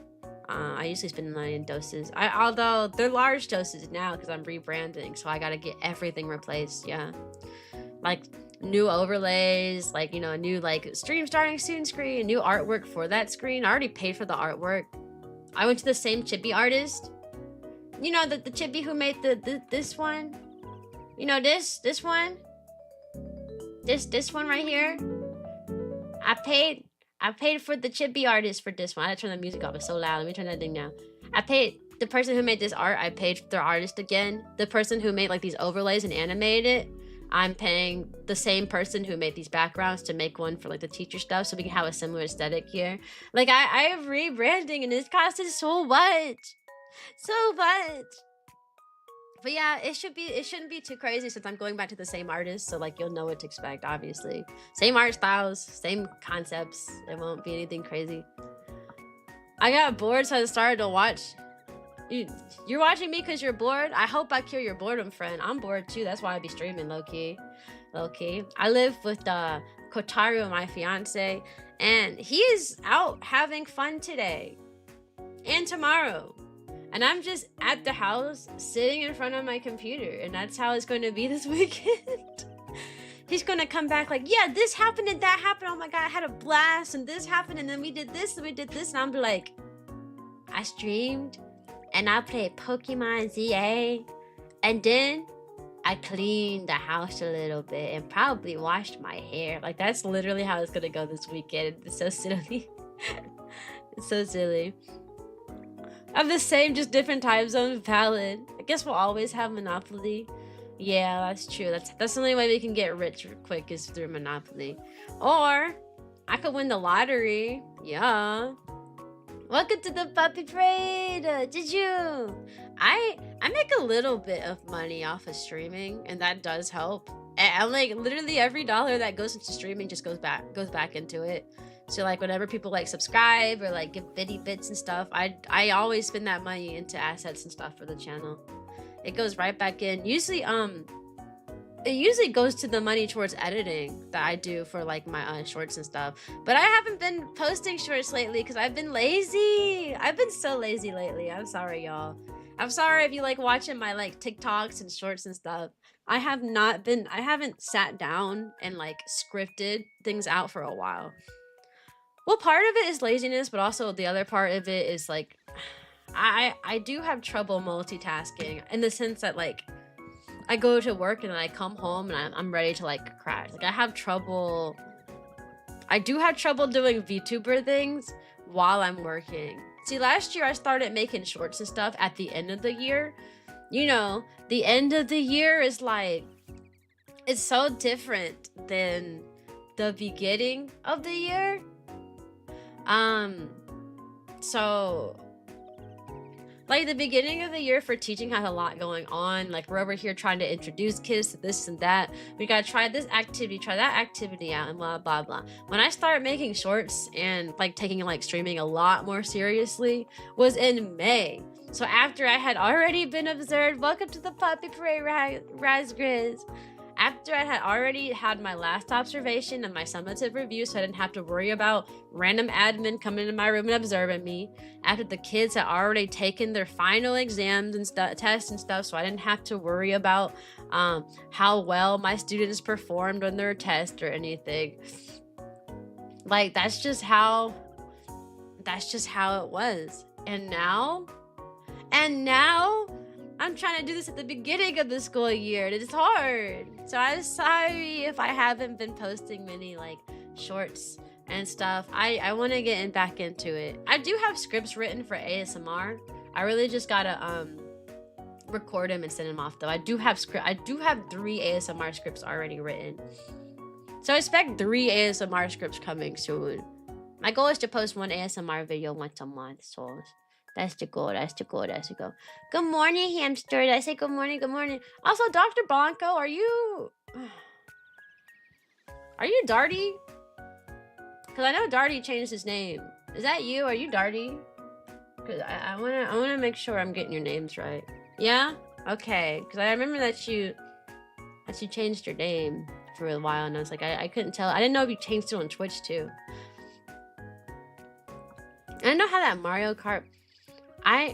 How didn't I know that Mario Kart had every single game that's popular has like professionals, especially with like, I feel like Mario Kart World had potential for having like really good like professionals and stuff with like all like the wall grinding and like the rail grinding and stuff, and like how you could do flips off of them things. Like you could get really good shortcuts from that. But because all of these intermission tracks ruins every single Grand Prix, I really cannot see the competitive field getting into it too much. I can't. If it was just the main tracks, then oh yeah, I would love to see like the top players like compete on the main tracks, like the kind of tricks and flips and stuff they would do to get shortcuts. But I do not want to watch them do tricks and flips and stuff and then go onto an intermission track and drive straight on a highway for like a while. And then, oh, back to the cool, oh, that was a really cool skip. Okay, you're on the highway again. Oh, great, I love that, you know? Mario Kart became like Forza, but a lot slower and a lot more boring.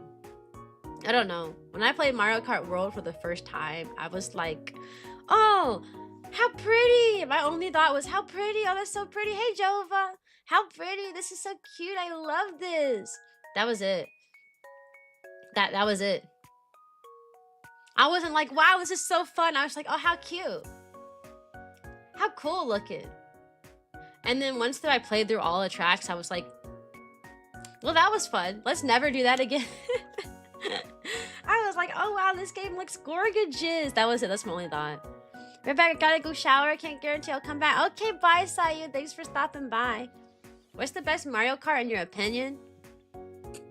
Well, I played, it's hard to say because there were some games you play as a kid, right? And like your kid brain is different than your adult brain. And I haven't touched those games since for a while, but I have really fond memories of Double Dash. Now, the last time I played Double Dash, I was like 7 years old. So I can't, you know, I can't vouch for if that game is like as good as I felt like it was when I was a kid. You know, I haven't played it as an adult, but I like the fact that you could have, 2 people in the car and you can like switch back and forth between them, and each character had their own special item. That was a cool concept. I like that.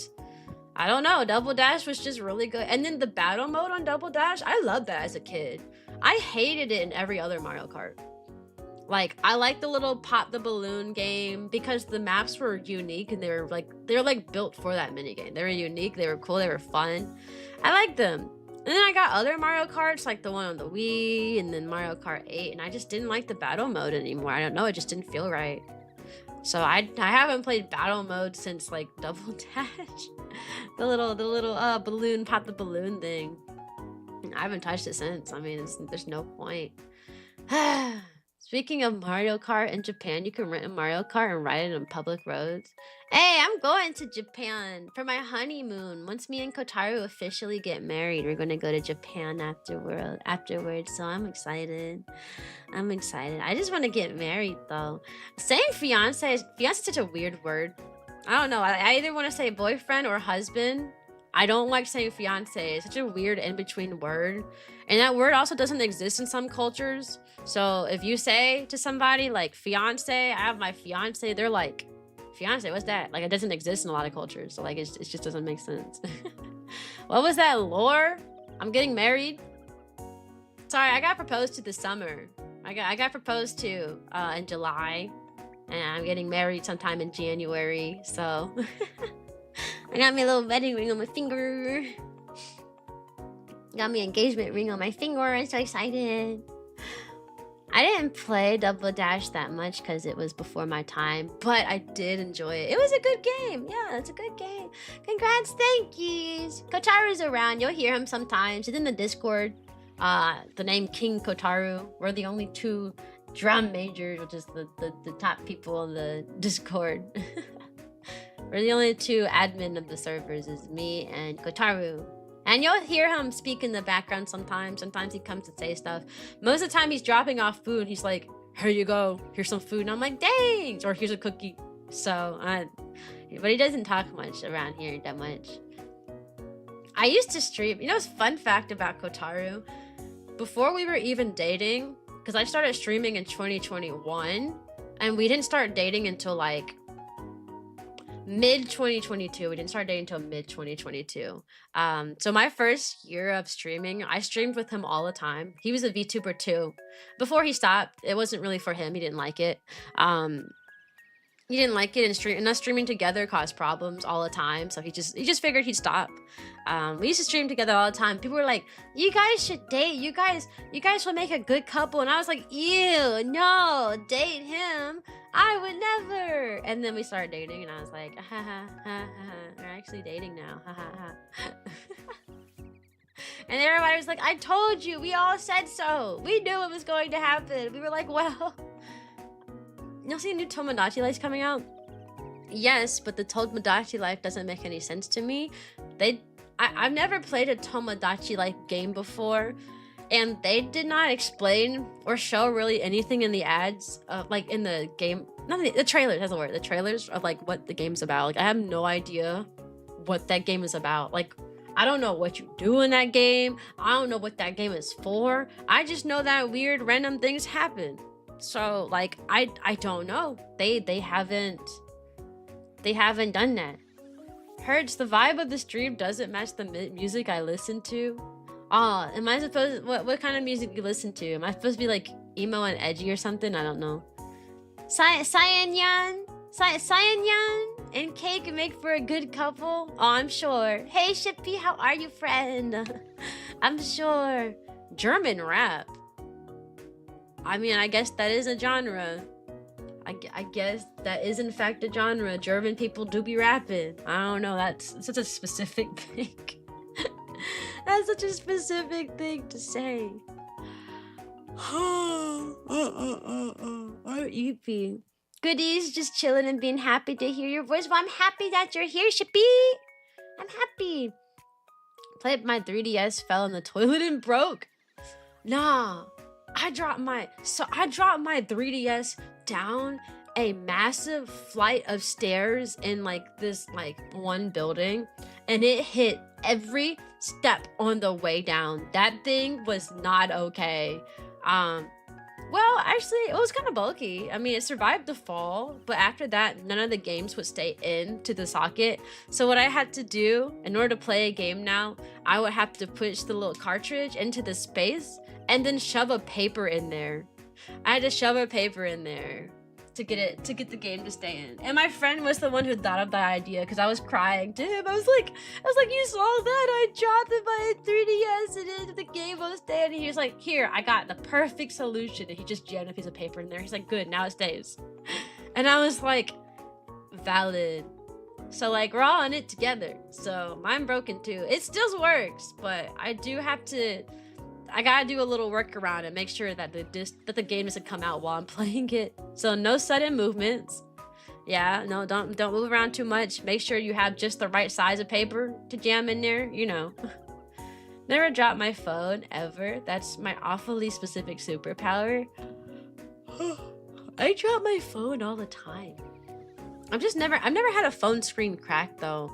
I've had the screen protectors like shatter into a million pieces, but I've never had the actual phone like itself crack, despite dropping it multiple times.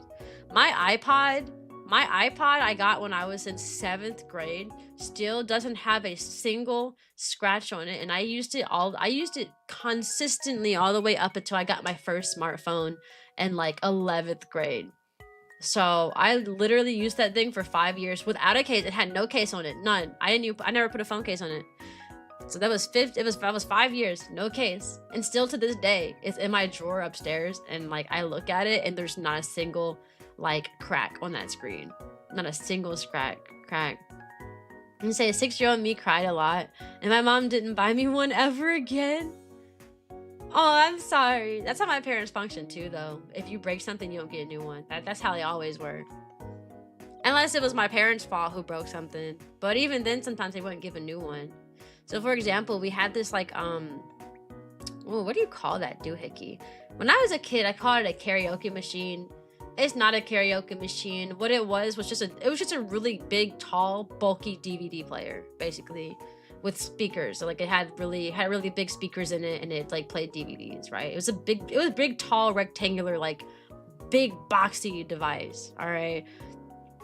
I called it the karaoke machine because we had sing-along DVDs for my favorite shows. So we had like a Phineas and Ferb sing-along DVD that we'd put into it. We had like a Barney sing-along DVD. It also took VHS players as well. It was a VHS player and a DVD player in one gigantic box. Like when I say gigantic, it was huge. It was huge, right? And it sat in the corner of this, like in the bedroom. And my dad got angry because we weren't cleaning our room. We were not cleaning our room enough. And it wasn't we. Sorry, I cleaned my space. My brothers didn't clean a room. And it was in my brother's room. And they were over there singing songs and listening to the karaoke machine. I keep calling it karaoke machine. That's what I'm going to keep calling it that because that's what I called it when I was a kid. And, you know, I'm thinking back on it. I called it the karaoke machine, right? That's what I called it. So we were there. They kept singing and dancing to the karaoke machine songs and stuff. And you know what my dad did? He said, you know what? You're not getting this. And he unplugged that thing, picked it up, and he took it outside and threw it on the ground. He threw it on the ground. And I was so distraught. I was like, wait, but that's mine too. And I wasn't the one whose room was dirty. He should have threw it into my room. I said, I cleaned my room. Why are you throwing it away? Because y'all don't listen. I was like, y'all? Who's y'all? My room is clean. I was so distraught. And then the next day, he finally calmed down the next day. And he was like, I was like, can I at least get the CDs out of it that was in it? Because like he threw away the CDs that were with it too. And we had other CD players. So I was like, can we at least get the CD? No. You know why? Because it rained. It was pouring raining outside. And you know, you can't just plug that thing back into the wall when it's covered up in rain. I was so angry. I was so mad. I was so mad. When adults have free will. Yeah, you do. Why parents always gotta include other siblings? I don't know. I think it might be the same way why, like, I'm gonna assume it's the same way, like, you know, in a classroom you got a ton of kids, so you just kind of punish them all instead of just punishing one or two. I think it's the same way as that. I don't know, man. I was really upset though. I specifically remember like crying for days about that. Crying for days. You never had beef with your siblings? Oh my gosh. When I was a kid, I was very violent. My parents were scared for me to go into kindergarten because they thought I would go to kindergarten and start fighting everybody.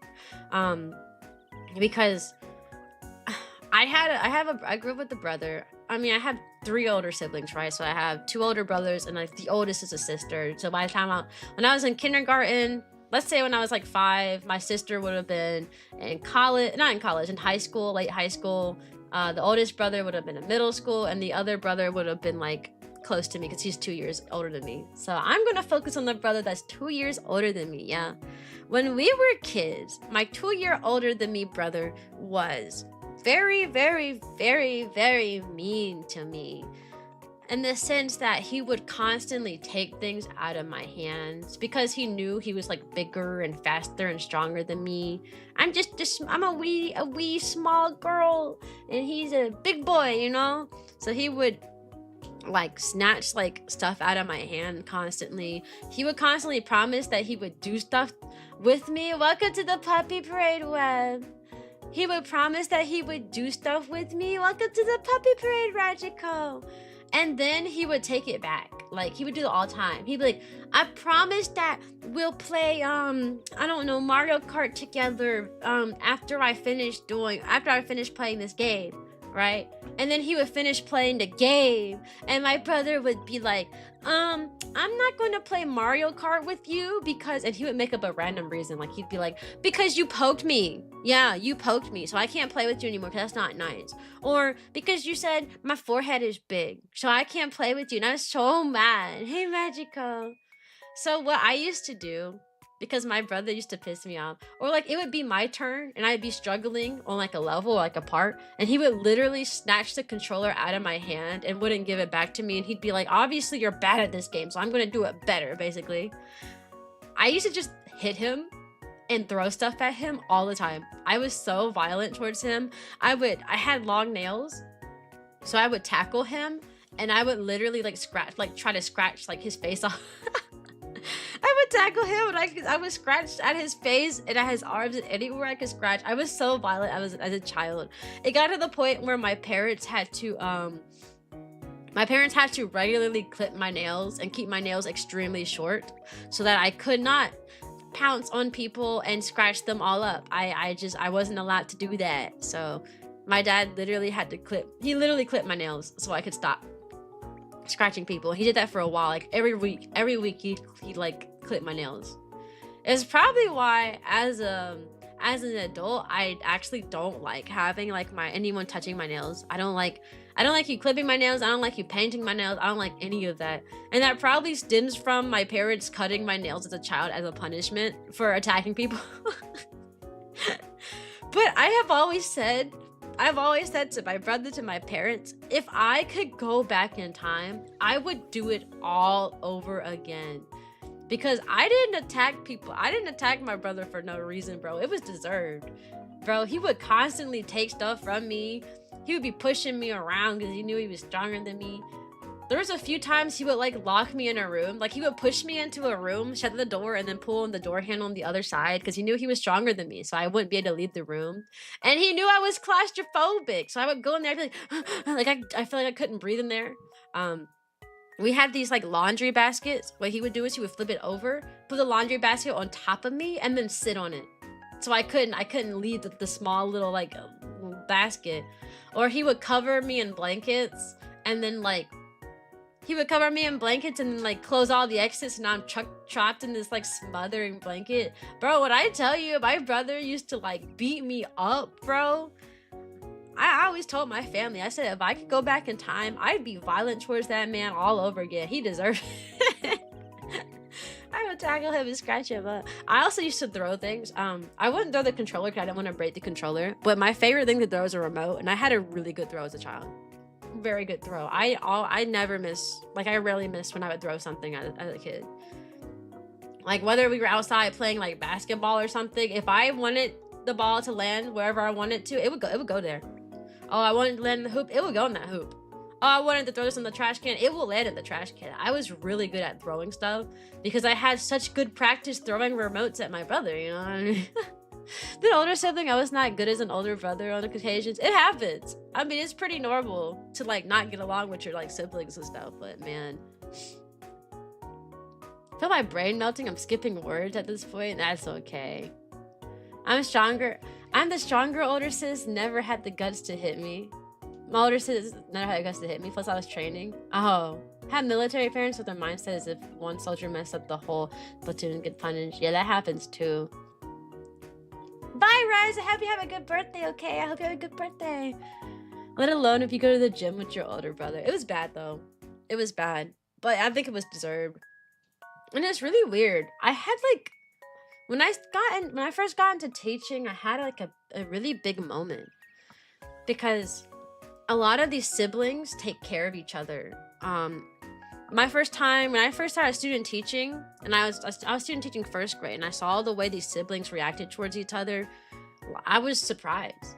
Like almost always, a kid will be crying because I miss my sister, or I miss my brother, or like the end of the day was the most exciting thing ever, where you see them like run to give each other a hug at carpool. You know, as soon as they call their name, like blah blah and blah blah, go to your parents are here, come to the car rider area. You know, those kids would like search for each other, and as soon as they found each other, they'd run and give each other the biggest hug and start holding their hands and smiling and walk into like the car, or like they'll hold their hands and like walk each other to their classrooms. You know, like the older brother sibling will walk the younger one to like the classrooms and stuff, and it's always like a sweet thing.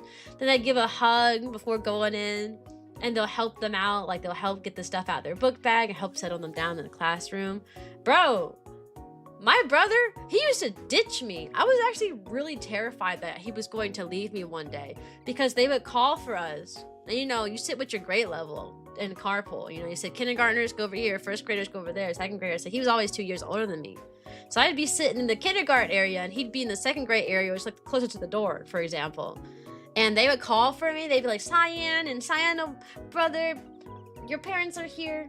and he would get up and he would start walking so fast away from me, and I would get up and I start running. I'd be like, wait, because I was afraid he was gonna leave me, because I always, like, I had anxiety growing up. I still have anxiety, but it showed when I was a child. Like, I was afraid that my parents were going to, like, I was afraid that my brother was going to get in the car without me, and I wouldn't know which car was my parents' car, and I would be confused, and then I would get in the wrong person's car. Or I was afraid that my parents were going to drive off without me if my brother got in first.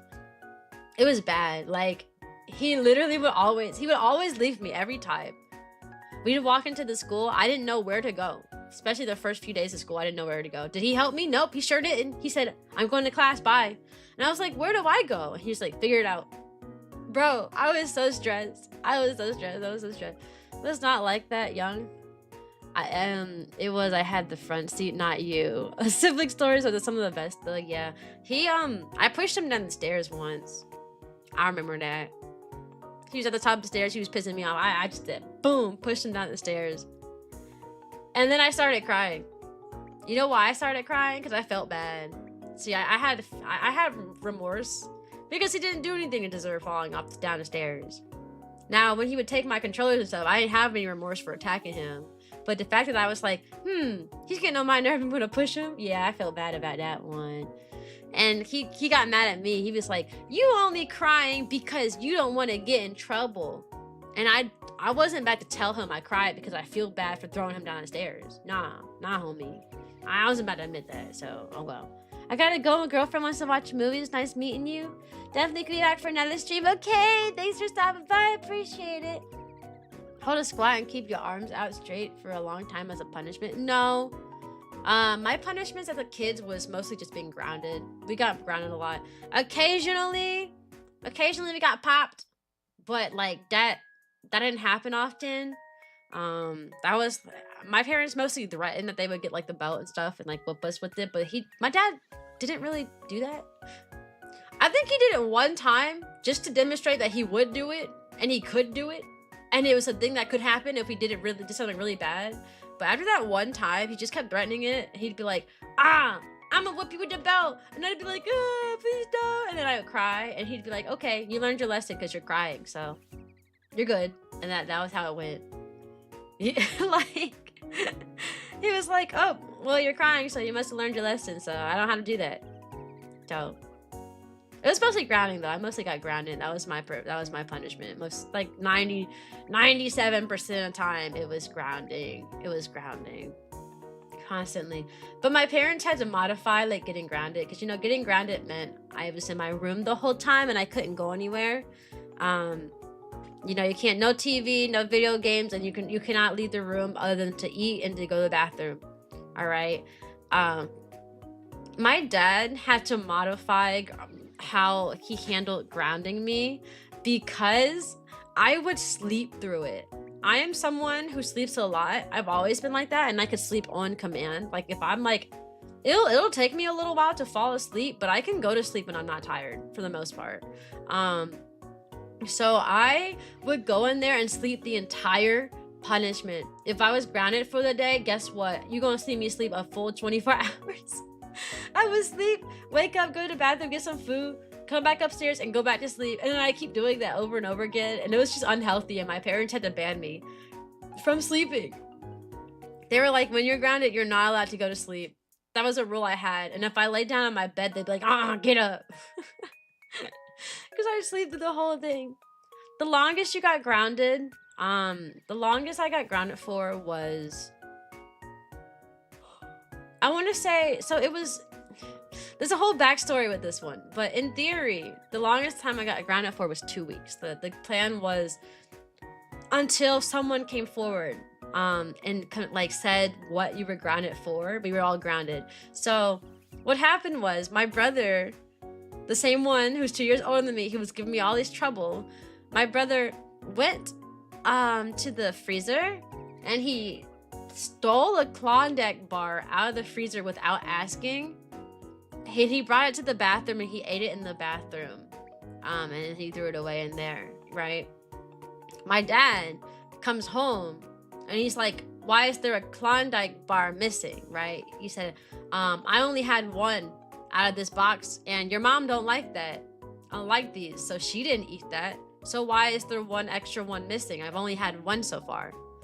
So my dad called a family meeting. He put all the siblings in one room. Who took my Klondike bar? And we all were like, not me, not me, not me. And my dad was like, until y'all can figure out who took it, you're going to be grounded for 2 whole weeks. Basically, 2 weeks. Either 2 weeks or someone comes forward about it earlier and you guys all are free to go. Or everyone gets grounded for 2 weeks, basically. So we go back, we all go to our room, and we start having an argument and debating about it. We're like, you took it, no, you did. So me and my sister, I don't like chocolate, so I wasn't going to take Klondike bar because that's like all covered in chocolate. I don't like those. If you give me a Klondike bar, I literally pull the chocolate parts off of it and I just eat the ice cream in the middle. So I don't eat those, right? And we had ice cream, so it wasn't me. And my oldest sister also didn't like chocolate, so we knew it wasn't her. And my other brother, he's not a liar, like at all. He's the most honest kid ever. So we knew it wasn't him. We all knew it was my brother, like the 2-year older than me brother. We all knew it was him. But we still had to, it could be you, it could be you, it could be you, blah, blah, blah. Like, we kept pointing fingers at him, but he would not confess to it. And the whole thing was he had to confess to it to our parents. So we all started coming forward to confess first. So like first my sister came to my dad and said, I'm sorry, it was me. I ate the Klondike bar. Don't punish everybody for something that I did, type of thing. And my dad was like, I know you ain't eat it. Go away. You don't like chocolate. Why would you even say that? And she was like, yeah, you right. I don't like chocolate. It's like, I got you. You don't like chocolate. Get out of here. And then my oldest brother went. And he was like, okay, it was me this time. I'm sorry. I ate the Klondike bar. And my dad was like, you don't lie. You're not a liar. I know you didn't eat it. Because why would you lie? That's not you. And he was like, yeah. And then I came, but I confessed. I was like, I ate the Klondike bar. And my dad was like, you also don't like chocolate. What is going on? So literally every single person had came to confess to my dad that we did it just so we all wouldn't be punished.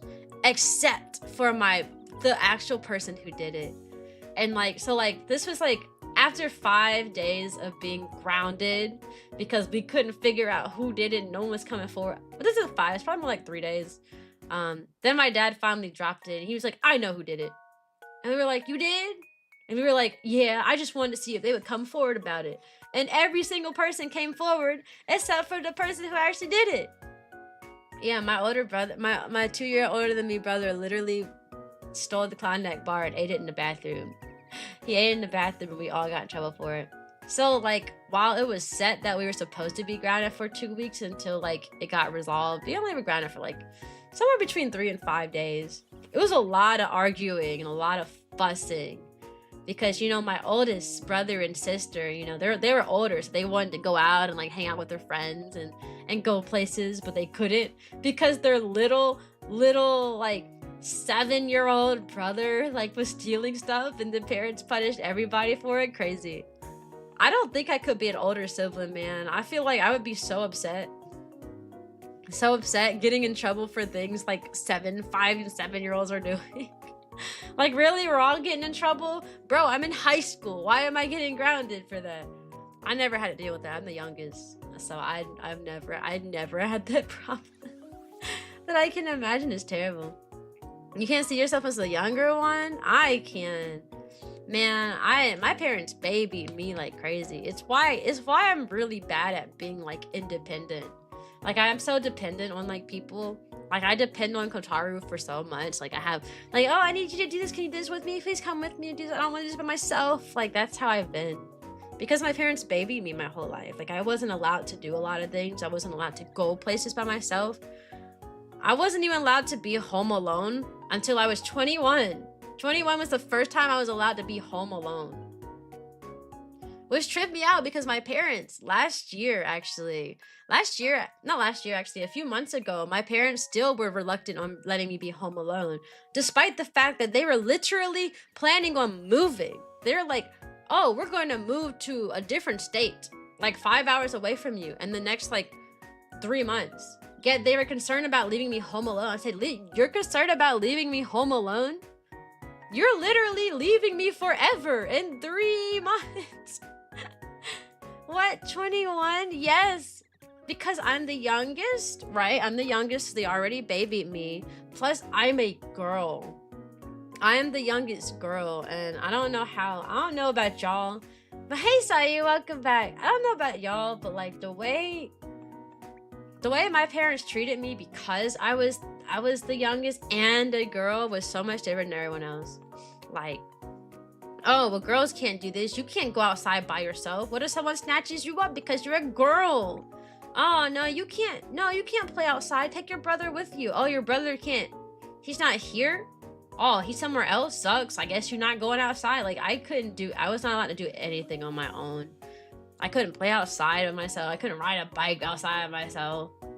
And then, so because I couldn't do anything by myself, at some point I just stopped wanting to. Like, you know, I was so used to someone being there, and I started to feel like something had to always be there. And now I'm an adult who is the same way. Now I'm an adult trying to build a life of my own with Kotaru, and I'm over here like, Kotaru, can you do this for me? Can you do that with me? Can we do this? It's never can I, it's can we. And that's because that was just how I was raised, you know. I was just raised to rely on other people to like help me with things and to always be with me. Like I can't imagine myself living alone. I genuinely can't. Like I would probably freak out so bad if I had to like figure things out on my own. Because that's how I was raised. I wasn't allowed to hang out with friends, like go out with friends until like late high school. I was like 17 when I hung out with friends for the first time. Like I just wasn't allowed to. Well, is it nice that is Kotaru? Is he always involved with you? Yes, Kotaru's always here. Yeah, I lucked out by getting Kotaru because he's always helping me out with stuff. And even if it's stuff he's already shown me how to do and helped me before, he'll at least be there and watch me do it, you know, and that puts me at ease. It sucks though. I do wish I could be, because he was raised the opposite. So he was raised too independent. I was raised too sheltered and like too dependent. He was raised too independent. So we're literally opposites. So he likes having somebody that like depends on him, and I liked having somebody who's independent and knows how to do things. Like we are literally polar opposites. Like he was raised in a house where like his parents they just kind of left him alone. Like he told me that he was staying home alone when he was like 5.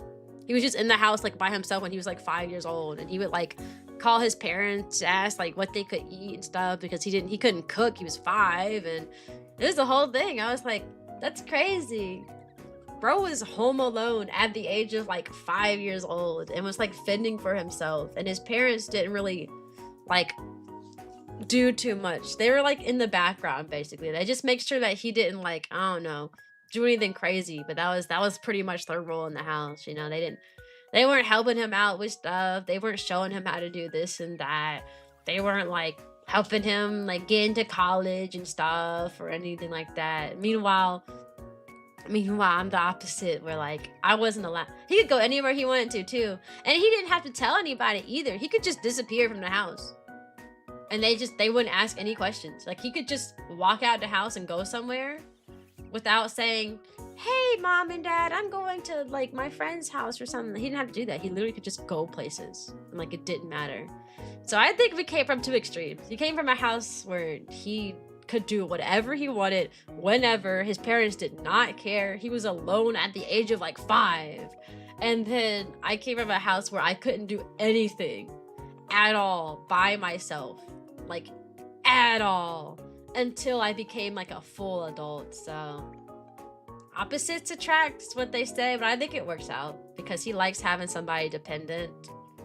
You know, he never really had anybody like relying on him and like there to like be with him and like do stuff with him. So he likes having me around because I always want to do stuff with him, and he likes that. And I like that he's super independent and that he's able to like do things on his own, and he can show me how he does things too. So to say where I was going, etc. until I was about like 15, 16. Yeah, that's why I'm like, we have two extremes. I told him, I was like, you know, if we ever like raise a child someday, we're gonna have to have somewhere in the middle, you know, where the kid, you know, they can go places as long as they just let us know where they're going, you know. I ain't leaving my 5-year-old home alone. I told him that. They gon' whether they come to school with me and they sit in my classroom and help me around the classroom or something, but I ain't having no 5-year-old home alone because we working, huh? They gonna come with me. They gonna be right there at my job with me. I ain't doing that. All right. Anyways, there will be a 3-minute ad break in 30 seconds. During that time, I will put on the BI back stream. I'm gonna go to the bathroom and get a sippy sip of water, and I encourage you to do the same. Welcome to the Puppy Parade, Manny. So there will be a short ad break. I'm gonna go to the bathroom, okay? And I'll see you guys in 3 minutes, and then we'll probably talk for a little bit longer, not too much longer, and then we'll be good to go. Be right back, y'all. Be right back.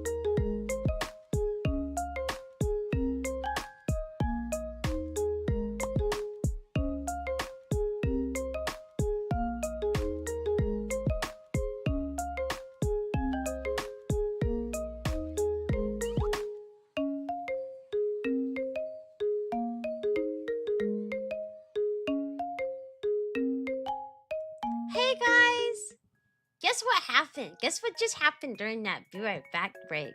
Guess what happened? I just got a sketchy sketch back from the artist who's making my new emotes. I just got a sketchy sketch back from the artist that's making my new emotes for my new redesign, my new rebrand outfit. Oh, I'm so excited. They look so cute. Hey, Pinky. Good morning. They literally look so cute. I'm not used to seeing my model with glasses. It's gonna take me a bit to get used to that, honestly. The glasses look. Even though I wear glasses IRL, I guess for a long time I avoided glasses like the plague. Like genuinely, I always avoided glasses. And I think a large reason I did that was because, I don't know, when you're forced to wear glasses your whole life because you can't see, I don't think it's a cute aesthetic. For a long time, I battled with do I look better with glasses on? Do I look better with glasses off? And it's so weird because whenever I'd wear contacts for a long time, I'd be like, yeah, I look better without glasses on. And I'd wear glasses for a long time. I'm like, yeah, I look better with glasses on. And I've always been, hey, Ichigo! I've always been battling the concept of do I like glasses? Do I not? Because I'm required to wear them, you know? It's not a fashion statement for me. It's literally you have to wear these so you can see. What? We have 3 birthdays today? You're the 3rd person that told me it's your birthday today. That's insane. It was Rise of the Army. That was his birthday. And I gotta scroll up. Who was the other person who was the birthday? We sung happy birthday to them. You're the 3rd person today. There's so many birthday people. What? Okay, I sing it again. Happy birthday to you. Happy birthday to you. Happy birthday, dear Ichigo. Happy birthday to you. Yay! Yeah, they do need to stop stealing your birthday. What's that about? Hey, Dan. Can I just say, first stream, love how your model looks.